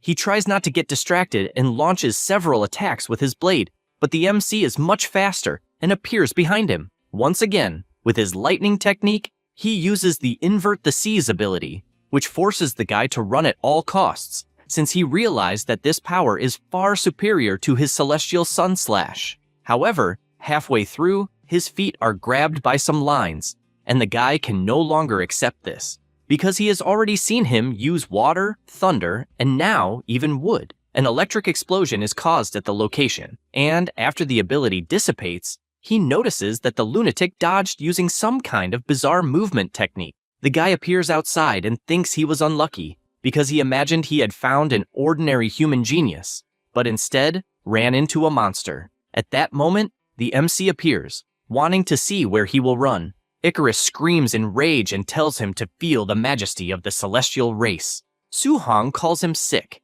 because not even ghosts or humans transform into such a bizarre form. His spear attack is blocked with only the guy's hand, and Icarus makes it clear that, in his blood transformation, he becomes a legitimate member of the celestial race and tells him to die already, since he will not let anyone interfere with his ritual. At this moment, the MC activates his flame prison, trapping the guy in his trap. Then, he uses the technique of the 9 spears that pierce the sky, and the attack is so strong that it blows the lunatic apart, who even in pieces, still has time to call the MC a monster before his body finally collapses. The system announces that he obtained 12 martial points for killing a transformed celestial, and he finds it incredible how many points he gets from killing a member of the demonic cult, since he fought several beasts, and the points did not even come close. Then, he thinks about the sacrifice the guy mentioned and whether they might have captured humans, since something like that needs to be reported to the Grandmaster. After that, at the camp base, Tianli says that the MC sent a report saying that he found the demonic cult of the 1,000 races and that they are carrying out some sacrificial ritual and that they must rescue the people. The Grandmaster explains that this time, the targets of the sacrifice are the cult's own followers, so if they die, they die. The old man feels relieved if that is the only problem, but Wang Qingshan does not understand why his friend still has the nerve to keep drinking tea and whether he is not going out to save the student. He replies that he is not, since the guy from the cult was only a level 3 in the initial stage, and the MC has already finished the guy off. The old man does not believe that a level 1 killed a grade 3, and that, obviously, it is a made-up story. 3 days later, Su Hong goes around killing more and more monsters, and, even after killing countless level 3 beasts, he ends up not finding any other members of the demonic cult. Besides that, he obtained a little over 800 martial points, and it would have been better if he had killed 4 members of that cult. At this moment, he notices a presence, and a girl on top of a tree praises him for sensing her presence, and says that if they had met on another occasion, she could have given him a lot of affection, but since he invaded that place, then all that remains is death. She says that and launches her attack. Su Hong merely watches the strike approaching, since he finds it amazing that the martial points came to him without him even needing to look for them. He uses his water dragon and blows up the attack that was heading in his direction. At this moment, a blur passes by his side, and he catches the other attack, while thinking that he will take advantage of the situation to ask where the cult's other hideouts are. He pulls the weapon toward himself, and Natasha does not understand what kind of damn strength that is. Su Hong prepares his fist and slams a punch into her head against the ground. Then, he points his spear and orders her to answer where the hideout of that demonic cult is. She does not hesitate and replies that it is 10 kilometers to the north, and only asks for her life to be spared. He wants to know the number of level 3 warriors in the forest. She says that besides her, there are 2 others, as well as 3 more level 2 warriors. Su Hong realizes that he has already taken care of 2 level 2 warriors, so only 1 remains, and he can perfectly eliminate all the cult followers and earn thousands of martial points to advance his mental strength to level 2. Because of this distraction, the girl takes the opportunity to retreat and immediately activates her transformation of the celestial race, because in this transformation, her strength doubles. But it is no use, since, in the blink of an eye, the MC drives his spear into her from behind and says that this cult has committed unforgivable crimes, and, because of that, none of them will escape alive. He says that and finishes her off at once to receive the points. He notices that it was worth it, since he gained 208 points, and if things continue like this, it will be interesting. The next morning, at the demonic cult of the thousands of races, several warriors are gathered, because they were deceived and will now be served as sacrifices. The bloody commander orders them all to be killed, and his servants immediately attack, because there are 3 geniuses of the human race at grade 2, and what they like the most is killing warriors like that. They do not lower their heads, since even if they die, they believe the Grandmaster will avenge them. Meanwhile, the old men are watching from above, since the 3 people cornered are the 3 greatest geniuses of the region. Tianli sees that they really are good, since they are facing several level 3 warriors, even if it costs them their own lives. The Grandmaster asks them to let them fight a little, and if they cannot hold on anymore, they can go down to rescue them. However, Tianli looks to the side and says that they will not need to act, since his little monster is going to rescue the kids.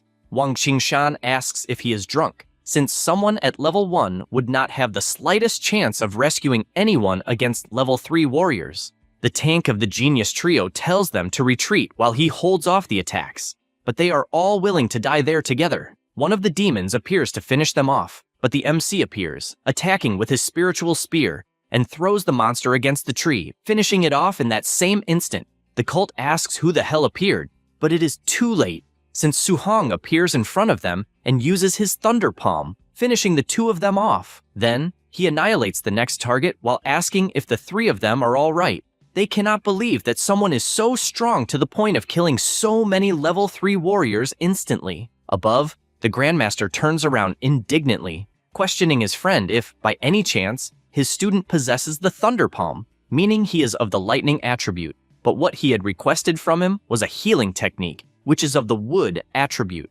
Besides that, using the Thunder Palm for so long means that he advanced to level 2, and he cannot believe how it is possible to arrive at the battlefield at level 1 and already be at level 2 in the high stage, because growth at that speed is ridiculous. The MC tells them to leave, since he will cover them, but he gets worried since the demon woman must have lied, because there are more than 10 level 3 warriors. But that only makes him more excited, since he will profit far too many points. The demons charge forward, but Su Hong does not stay still and finishes off those who come close with his absurd strength. The cult tells them not to approach, but a massacre takes place, while one of the monsters climbs the altar and, already up there, shouts that the sacred cult of the thousands of races will not forget this sacrifice. Su Hong notices something strange, since the blood is going toward the altar, and he does not understand what is going on, concluding that this must be the result of the sacrifice. The monster, which looked more like a vampire, ends up becoming an angel and orders everyone to kneel. The MC observes this and believes that if he kills a real member of the celestial race, he will gain an absurd number of points. Qian Ming questions who gave an insect permission to raise its head and instantly appears behind the MC, guaranteeing that he will pay with his life. Su Hong cannot believe that speed and blocks the punch by a hair, even destroying the terrain with the power. The angel finds it interesting that such a strong person exists in the human generation, and Su Hong, already breaking out in a cold sweat, gets worried because he had not imagined that a member of the celestial race would be so strong. Qian Ming says that at first, he thought the possession would be like the previous ones, erasing only a few humans, and he did not expect to find such a strong prodigy, but guarantees that he will crush him to avoid future problems. He complains that his own physique is trash, because the blood energy has not even reached level 4 and is about to collapse.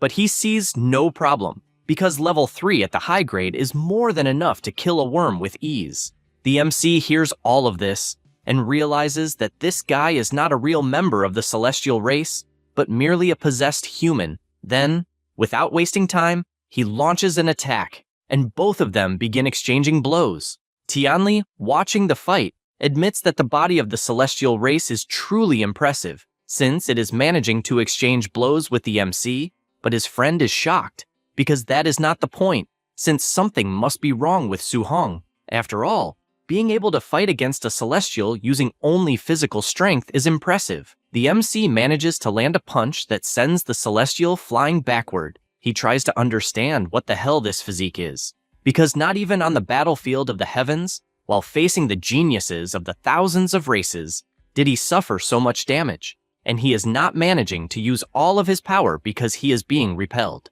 The MC asks what happened, and if, by any chance, he is already tired, and he is feeling very refreshed after awakening the sovereign body. Before, he was afraid of killing someone by accident, but now, he only needs to think about how to kill the opponent. Qian Ming starts by saying that the physical body he possesses is weak, and Su Hong agrees, because if he were with his real body, the fight would be more satisfying. This makes the madman explode with rage, since he is being humiliated for no reason, and he throws his divine treasure, which creates several portals, summoning countless celestial spears. The MC realizes that these golden spears have the power to annihilate a level 3 warrior and does not know what technique this is. To make things worse, The system warns that this technique cannot be learned, and he is stunned since he did not know there was a technique that could not be learned. The old men realize that this is the innate technique of the celestial race. Only someone with a pure bloodline can execute it, and maybe the guy is an important figure among the celestials.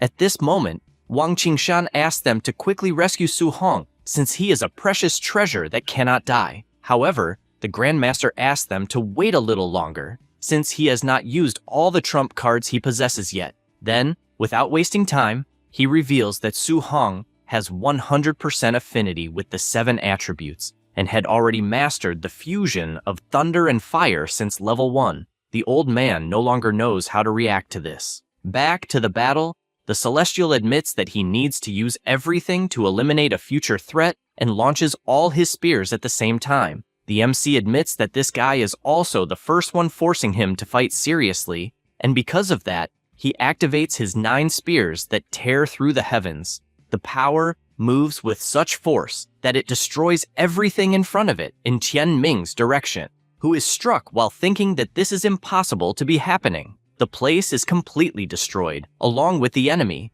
and all that remains is a path of destruction. Su Hong, despite being exhausted, is happy, since killing that guy earned him 843 points at once.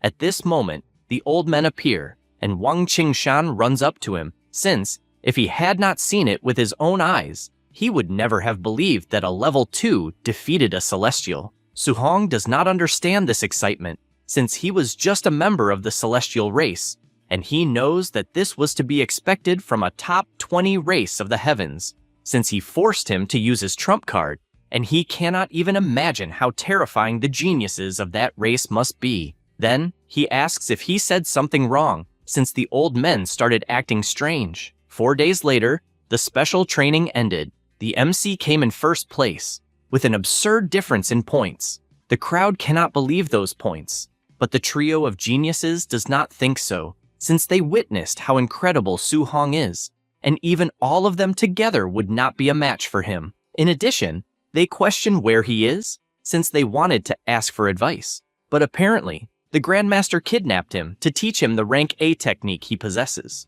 Wang Qingshan cannot believe that Su Hong learned the healing technique in less than a day, and his friend tells him to get used to it. Su Hong remains meditating and, with his body fully healed, realizes how incredible this type of technique is, since even his old scars disappeared. In addition, he managed to gather $4,800 martial points and will be able to raise his spirit to 500 points to become a level 2 mental master. Meanwhile, on the planet of the celestial race, the leaders question how Tianming was suppressed in physical strength and was also defeated by a human even after using the divine treasure. He replies that there was nothing he could do since that human was a monstrous genius. Then, the celestial Tiangshang introduces himself after being summoned, and these leaders warn that if the MC is not eliminated, he will become a major problem, so they must issue a pursuit order. He says that this will not be a problem, and even reveals that, at the moment,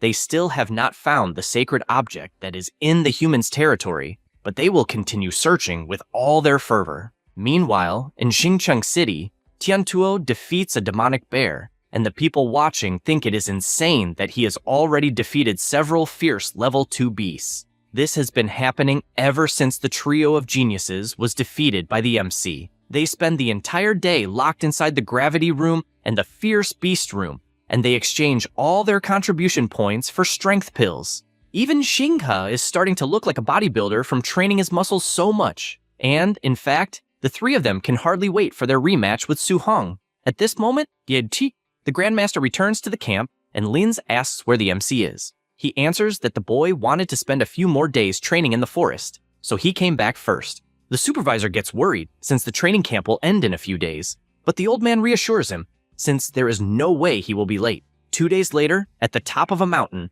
the MC continues increasing his spirit points until a giant serpent appears, trying to devour him, but he simply raises his hand and freezes the monster in the air. Then, he activates the art of weapon gathering and summons an extremely gigantic spiritual sword, which, with just one movement, cuts the monster in half as if it were butter. He notes that the power of a level 2 mental master's technique is truly terrifying, and that he was lucky his mental strength had increased drastically, because now he can try fusing 3 attributes. As soon as he combines the thunder, fire, and mental attributes, they instantly become extremely unstable. He thinks it is a pain, since it is ridiculously difficult to control, and when he realizes it, the entire mountain has already been destroyed. Su-hong is stunned that the power of a failed fusion is so terrible that it can destroy everything. But if he manages to fuse them successfully, he might even be able to injure a level 4 warrior. Sometime later, he returns when the last day of the training camp arrives. Everyone starts gossiping about his return and whether the trio of geniuses will challenge him as soon as they see him. The Grandmaster asks the 3 of them if they really think they can win, and they confirm without hesitation. The MC asks if they are truly sure about this challenge, and all of them, releasing their auras, tell him not to underestimate them, because they manage to advance to advanced level 2 and even believe they do not need all 3 of them together to win. Su-hong apologizes, but warns that he is also already a level 2 warrior. They do not understand how that is possible, since the MC was only at the initial stage of level 1. The girl is the first not to be intimidated, because at least she's a grade 1 mental master, and she invokes her art of weapon gathering, creating her giant sword. However, her summon is destroyed, and the MC, pointing his aura sword, warns that he is also a mental master. The trio panics, since the MC, besides reaching level 2, has also become a grade 2 mental master, and that is bizarre. Su-hong knows that the 3 of them still are not enough, so he asks everyone in the camp to attack him at the same time. Deep down, he knows this is a great opportunity to earn martial points. Immediately, the crowd surrenders and tells him to go after the geniuses, since they were not the ones looking for trouble. Meanwhile, the supervisors question the Grandmaster for hiding the fact that the MC is a mental master, but even the old man is surprised to know this and bursts out laughing, since a monster is always a monster, and, without a doubt, he is a prodigy who appears once every 1,000 years, and the human race is safe. The supervisors ask whether they should stop the MC, since he is having a field day with the crowd, but in the end, they decide not to, since young people are energetic. At this moment, the Grandmaster senses something, and the ping returns, warning that the 30 days are over and all humans must disappear. The MC notes that it is the divine bird again. Tianli gets furious at this stinking bird, because he had given it too much respect, and attacks with his infernal flames, since the creature dared to try to expel them, and he starts beating it like never before, so it can learn its lesson. Su-hong observes that those are the flames of a level 7 Grandmaster, and the temperature is terrifying, making it look no different from a battle between gods. The bird warns that it brought powerful reinforcements, but the Grandmaster does not care about that and tells everyone to come at once. However, a voice echoes in his head, ordering him to stop. He immediately starts sweating cold, since a ridiculously giant creature appears before them, with eyes more sinister than anything in that world. The supervisors comment that it is the sovereign of all demons, and that they had no idea the golden-winged peng had a connection with this sovereign.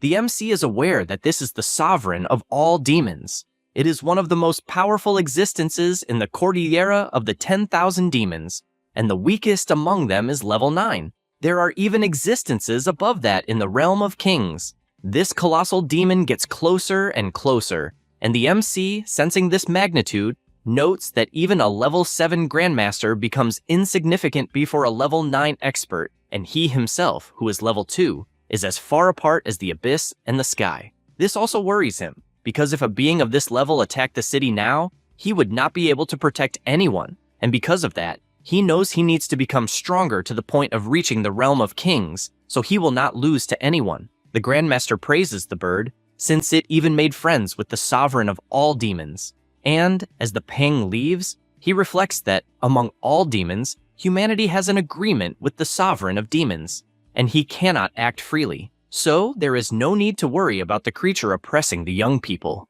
Although this unexpected incident with the sovereign of all demons occurred, the training camp ended normally. Su-hong imagines that his uncle and aunt must be worried, because he was away for more than a month. His friends run up to him to praise him, saying that his name will echo throughout the entire city, and they hope he does not hold a grudge against them. The MC sighs, since he is not that petty. In fact, he would not even remember it. At this moment, the instructor calls everyone and announces that, to welcome them back, the city lord's palace has organized a banquet. The students thank them for their hospitality, but Su-hong thinks this is a pain, because he did not want to attend any banquet. He only wanted to reunite with his uncle and aunt. Everyone goes to the city lord's mansion, since the banquet hall is completely filled with food. A servant guides everyone on where they should sit, and the MC's uncle and aunt do not even know how to react to so much fancy food. Some nobles look at them and whisper that even poor people are attending the banquet, and they do not understand what is wrong with the waiters for letting just anyone in. Qinwei worries that she might embarrass Su-hong because they are dressed so simply. Her husband believes that maybe they should not have come. After all, those are the best clothes they own. At this moment, the principal appears and greets them.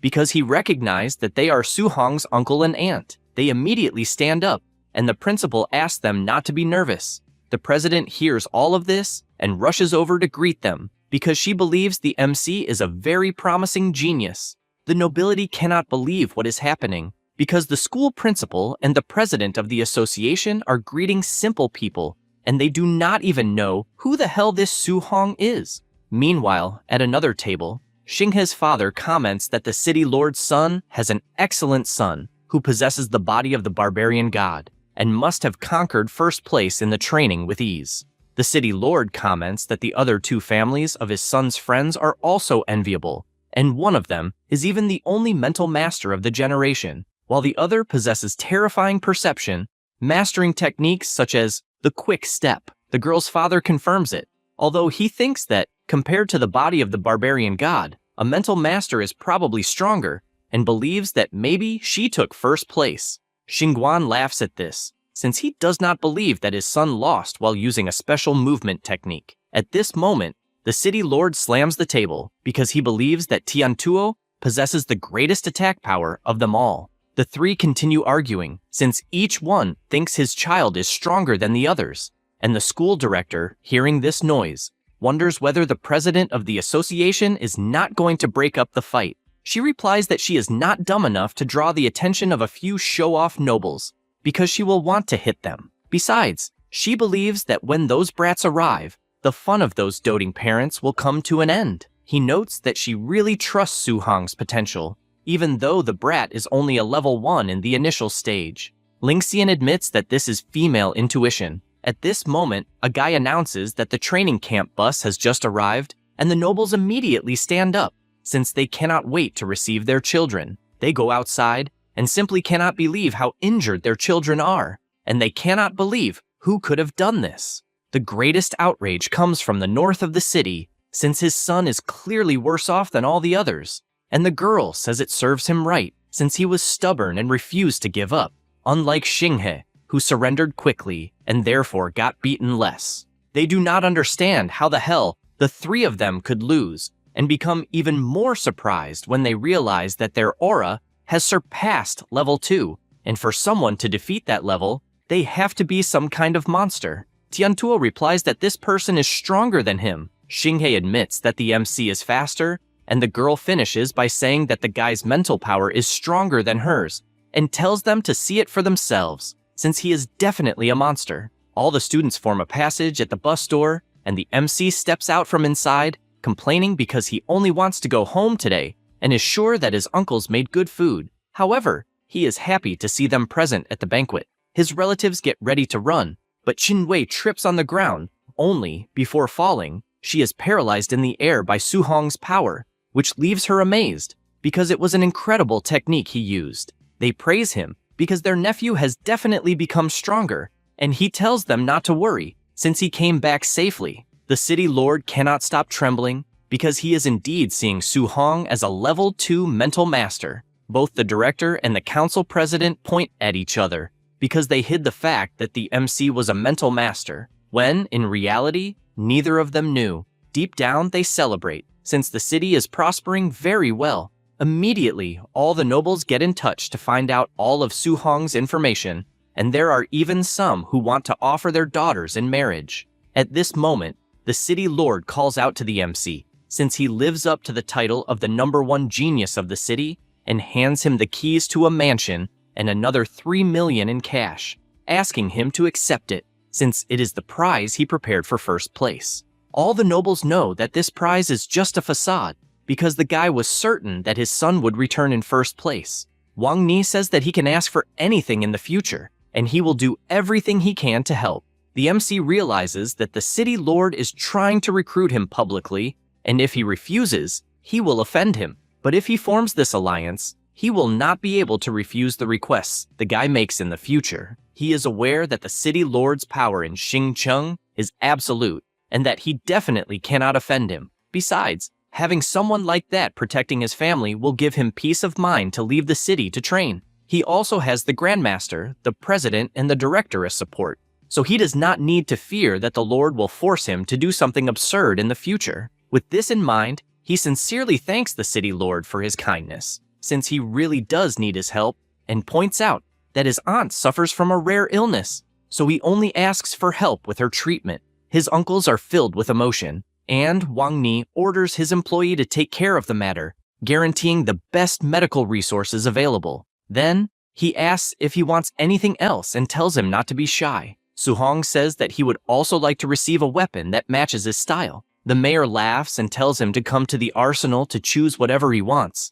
Deep down, he was terrified that he would not ask for anything, since the more he asks for, the deeper his bond with the Wang family will become. The MC asks his uncles to wait for a moment, and the Lord tells his son to conduct the rest of the banquet. That said, Tian Tuo politely asks the MC's uncles to accompany him inside. The nobles are amazed, since Su Hong's family has definitely ascended to the heavens all at once. Arriving at the arsenal of the Lord's mansion, he says that there are countless rank C alloys, some rank B ones, and even rank A ones, and because of that, he asks what his attribute is. Su Hong is aware that a rank A alloy is worth hundreds of millions, and because of that, he asks if there happens to be any weapon with multiple attributes. Wang Ni becomes confused, since this implies that he is a multi-attribute warrior, and he shows that he is, because the Grandmaster was very generous and recommended that he choose weapons with as many attributes as possible. The Lord cannot believe that he is seeing him manipulate 7 attributes, and the MC is aware that the more monstrous he appears, the more the guy will value him. Wang Ni tries to understand how he has such cultivation speed while manipulating 7 attributes. As far as he knows, cultivating more than one is extremely slow, let alone reaching level 2 with all the attributes. He knows that someone of this level, with all these talents, is an absolute monster who fell into his city like a divine star falling from the sky, and, not knowing what else to do, apologizes for being so useless. Su Hong does not understand this sudden reaction, and he explains that multi-attribute weapons are extremely rare, and in that arsenal, there are only a few with dual attributes. He shows one specific weapon with 3 attributes, which is a rank B spearhead made of black gold mystic iron, and asks if he wants to have it disassembled so he can use it in an improvised way. The MC immediately thanks him, because as a shaft, he will be able to use his thunder and fire spear, since a 3-attribute spear is more than enough for a start. In addition, the Lord comments that some anomalies have appeared near the city with dual attributes, or even more than that, and he will even ask them to keep an eye out for him. The MC asks what kind of anomalies those are. He replies that several anomalies appeared around the world while the students were at the camp, and in that city specifically, multi-attribute fierce beasts appeared, and natural treasures of multiple elements were also born. One person even saw with their own eyes a thunder beast that, after touching the mysterious fragment, started spitting thunderous flames. Then he comments about the star-observing lake, which is outside the city, where a beast of that type also appeared, but warns that it is a dangerous place, and that, when he enters the Martial University, he will be able to find weapons with multiple attributes, so there is no need to take risks at the moment.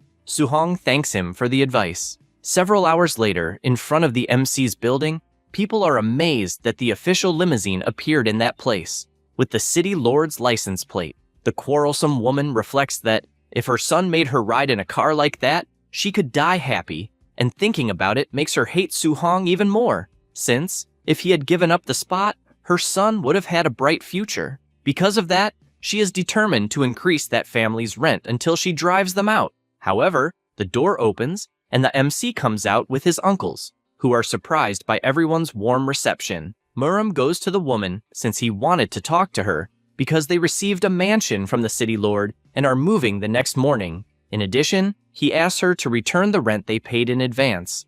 But his wife laughs because they do not need that money and says she can keep it as a gift. Hong can hardly believe that she tried to humiliate them and ended up being humiliated. Later that night, Su-hong goes to the top of the building and knows that it will be the last time he cultivates in that place, and he is already starting to miss it. In addition, with all the points he invested, he still has 1944 left, so he starts investing in blood energy until he reaches 701 points. He realizes that he has finally advanced to intermediate level 2 and decides to research the anomalies the mayor mentioned. However, just by picking up his phone, he cracks the screen, and although he notices that the device did not break, he knows he needs to be careful because he still has not gotten used to the strength at that stage. He does his research and realizes that a rank S spiritual herb appeared overseas, causing an insane dispute among warriors. And even the grandmasters took action. There are also fire beasts that came into contact with a mysterious fragment and instantly gained the attributes of thunder and earth. He thinks about this because he does not know if he can defeat a level 4, but escaping should not be a problem, so he decides that the next morning, after the move, he will take a better look at that star-observing lake. The next day, in the mansion condominium in Xingcheng, Murim says that they spent the entire morning receiving gifts, and the door almost did not close, since everyone living nearby is either rich or influential. The nobles keep asking Su-hong to visit them at all times, since he will always be welcome. He does not really know how to react to all of this, until he sits down in relief once everyone leaves and thinks that dealing with people is more tiring than killing monsters or cultivating. Sometime later, he goes to the warrior base and wonders why there are so many people present, since there are monsters at the star-observing lake. So, theoretically, everyone should be there. A group appears, questioning when the level 3 and 4 warriors will leave because of the lake, since, if they decide to rob them for being level 1, they will not be able to do anything. Meanwhile, on the second floor of the warrior base, Yeki asks if he is really sure that it was the MC who killed his nephew. Lucian answers that he is 100% sure of it. Then, Yeki stands up and throws the man against the floor with his power, since he should be careful with his words, because he should be referring to him as Sir. Meanwhile, at the star-observing lake, a group is observing the place, and Su-hong is watching from afar. Since, from what he noticed, there are only level 2 or 3 warriors. There are even some level 4 warriors. He knows that in this lake, only level 2 multi-attribute beasts have appeared, and the number of experts in the area is absurd. Suddenly, the lake starts bubbling, and a giant creature comes out of it. The warriors shout that it is the Great Spotted Starfish, a level 3 creature in the initial stage. The monster prepares its attack, and a man tells everyone to run because it is a dual attribute water cannon. Since he is a level 4 warrior, he creates a barrier, but it is completely useless, as the attack sends the man flying. The MC is surprised, since a level 3 dual attribute strike not only destroyed a level 4 earth defense, but also seriously injured the warrior. Another man charges forward, since he has been waiting for 15 days to finally see a beast of that level, and lands a punch strong enough to knock it to the ground, while all the other warriors advance. 1 minute later, the monster is already torn to pieces, but the crowd complains that they did not find any treasure inside its belly. Su-hong is amazed that a monster of that level was turned into sashimi in just 1 minute, and level 4 warriors are definitely far too cruel. At that moment, he gets startled since completely out of nowhere, someone attacks him from behind. He manages to dodge in shock, and the madman wonders whether his target is a mental master.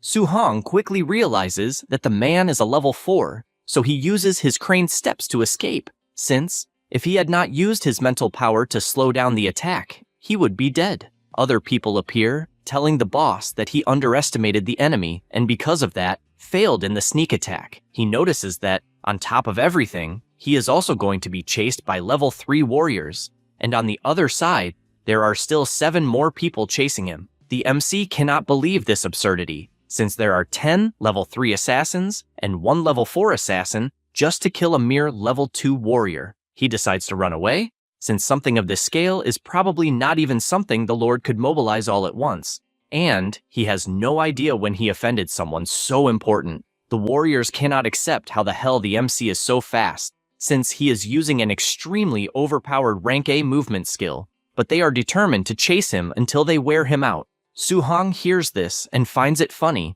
since he has no intention of competing with them, so he uses his crane step combined with his mental flight, and the crowd cannot believe that a level 2 is able to fly to that extent. Dozens of kilometers later, the MC stops for a moment to breathe. Since his vitality is gone, his spirit is exhausted, and he can only rely on the endurance of the sovereign body to keep running. He concludes that the one responsible for this might be Yechi, Ye Feng's uncle. Although the man is a level 3 warrior, he could mobilize the entire family to attempt something of this scale. He knows that he can eliminate the 13 level 3 assassins, but things are different against the level 4 man. If he decides to kill the level 3 ones first, he will inevitably suffer a sneak attack from the level 4. But if he fights the level 4 first, he will definitely get injured and be surrounded by the level 3s. His only option is to eliminate all the grade 3s at an absurd speed, so he can focus all his attention on defeating the grade 4.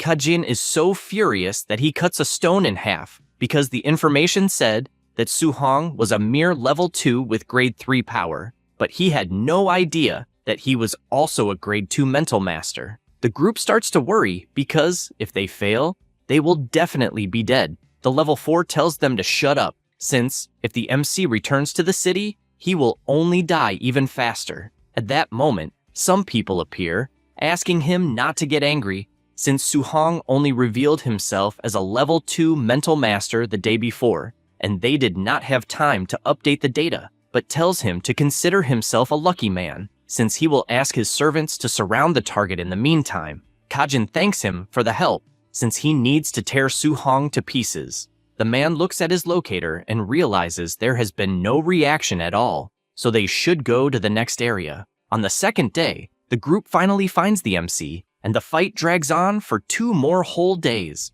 reaching the 7th day of an insane chase through the forest. He stops to piss for a bit, and a warrior shouts that he has located the target, but Su-hong comes in with a flying kick, since he cannot even have peace while pissing. He is frustrated, since during these 7 days, he had to flee and hunt ferocious beasts at the same time, and even with the sovereign body, he is reaching his limit. Sometime later, he arrives at Xingcheng's official supply station. He knows it is risky, but all he can do is rest for 1 night, and he does not believe they will attack directly in official territory. However, he notices that some people will not stop looking at him, meaning he has been exposed, and comes to the conclusion that the one responsible for all of this is Yeki from the warrior base. At the inn, he opens his system to check the level of things and comments that his blood energy is at 705, and, for level 2 high stage, he must reach at least 900. Unfortunately, he did not gain that many points during these 7 days. He decides to invest in the sovereign body, because increasing his blood energy will not help that much, and it is better to strengthen his body, since it will directly increase his combat power. As it increases, even if only a little, he realizes that his strength is much greater. He notes that, although the percentage has not risen that much, his strength has increased by about 20%. He decides to cultivate the guidance technique while resting for a bit, since, as soon as the enemies arrive, he can simply jump out the window to escape. Several hours later, a banquet is served at the place, but several people are causing trouble, to the point that Su-hong loses his appetite because of the mess. He reflects that a good amount of time has already passed and the assassins still have not appeared, and he does not know whether they are not daring to act in an official supply station or whether they are preparing an ambush outside. In front of him, a drunk guy says that he found a 3-star stellar purple bamboo, but some grade 4 warriors stole it, and he finds that ridiculous. Su-hong gets excited upon hearing this, since this stellar bamboo is an extremely rare multi-attribute natural treasure. Each star can contain 2 attributes, and, for each extra star, it supports 1 more attribute. The 3-star one supports 4 attributes, and even if he has not yet mastered the fusion of 4 attributes, he can still use it in the future. He draws the warrior's attention and says that, from what he heard, bizarre magnetic fields appear in the places where these treasures are born, and not even a level 4 warrior can steal them easily. The guy realizes that the MC has knowledge, since there really is an extremely powerful gravitational field around the bamboo, and the higher the level of the warrior who enters, the stronger the field becomes. Another one says that the grade 4 warriors were crushed and turned into minced meat as soon as they entered, and, thinking about it better, it is even horrifying to die instantly like that.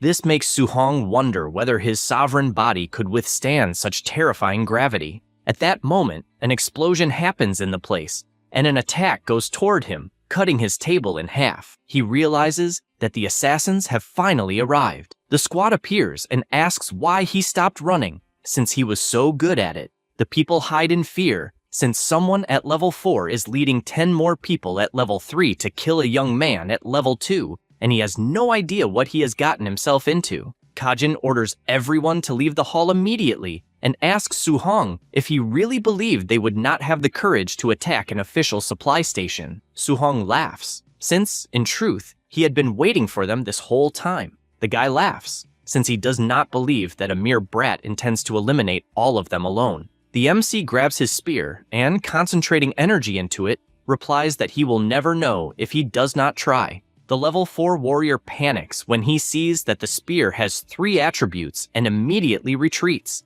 asking everyone to spread out through the hall. However, it is too late, since the MC jumps into the middle of everyone and shouts for them to explode all at once. This attack was so strong that it could be seen from outside through the doors and windows, and, in the next second, a catastrophic explosion happens in the place. The warriors cannot believe that the assassins needed to use such a powerful technique just to finish off a grade 2. However, the squad is thrown outside, and they begin to believe that, in truth, it was the MC who used the ability to finish everyone off at once.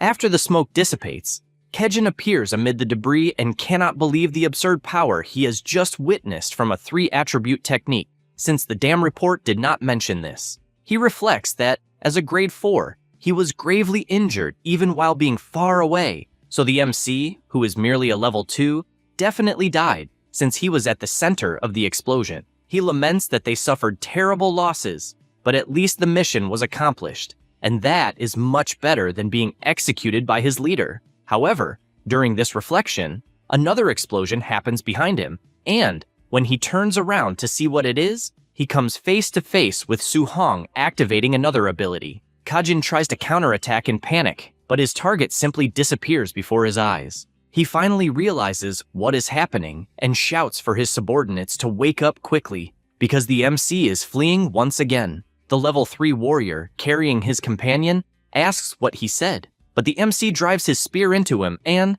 lifting both of them with one hand, says that he may not be able to eliminate a grade 4, but at least he can finish off the level 3 subordinates. He realizes that the power of a failed fusion of 3 attributes is too terrifying, and if he had not managed to condense the deep earth armor, he probably would have ended up crippled.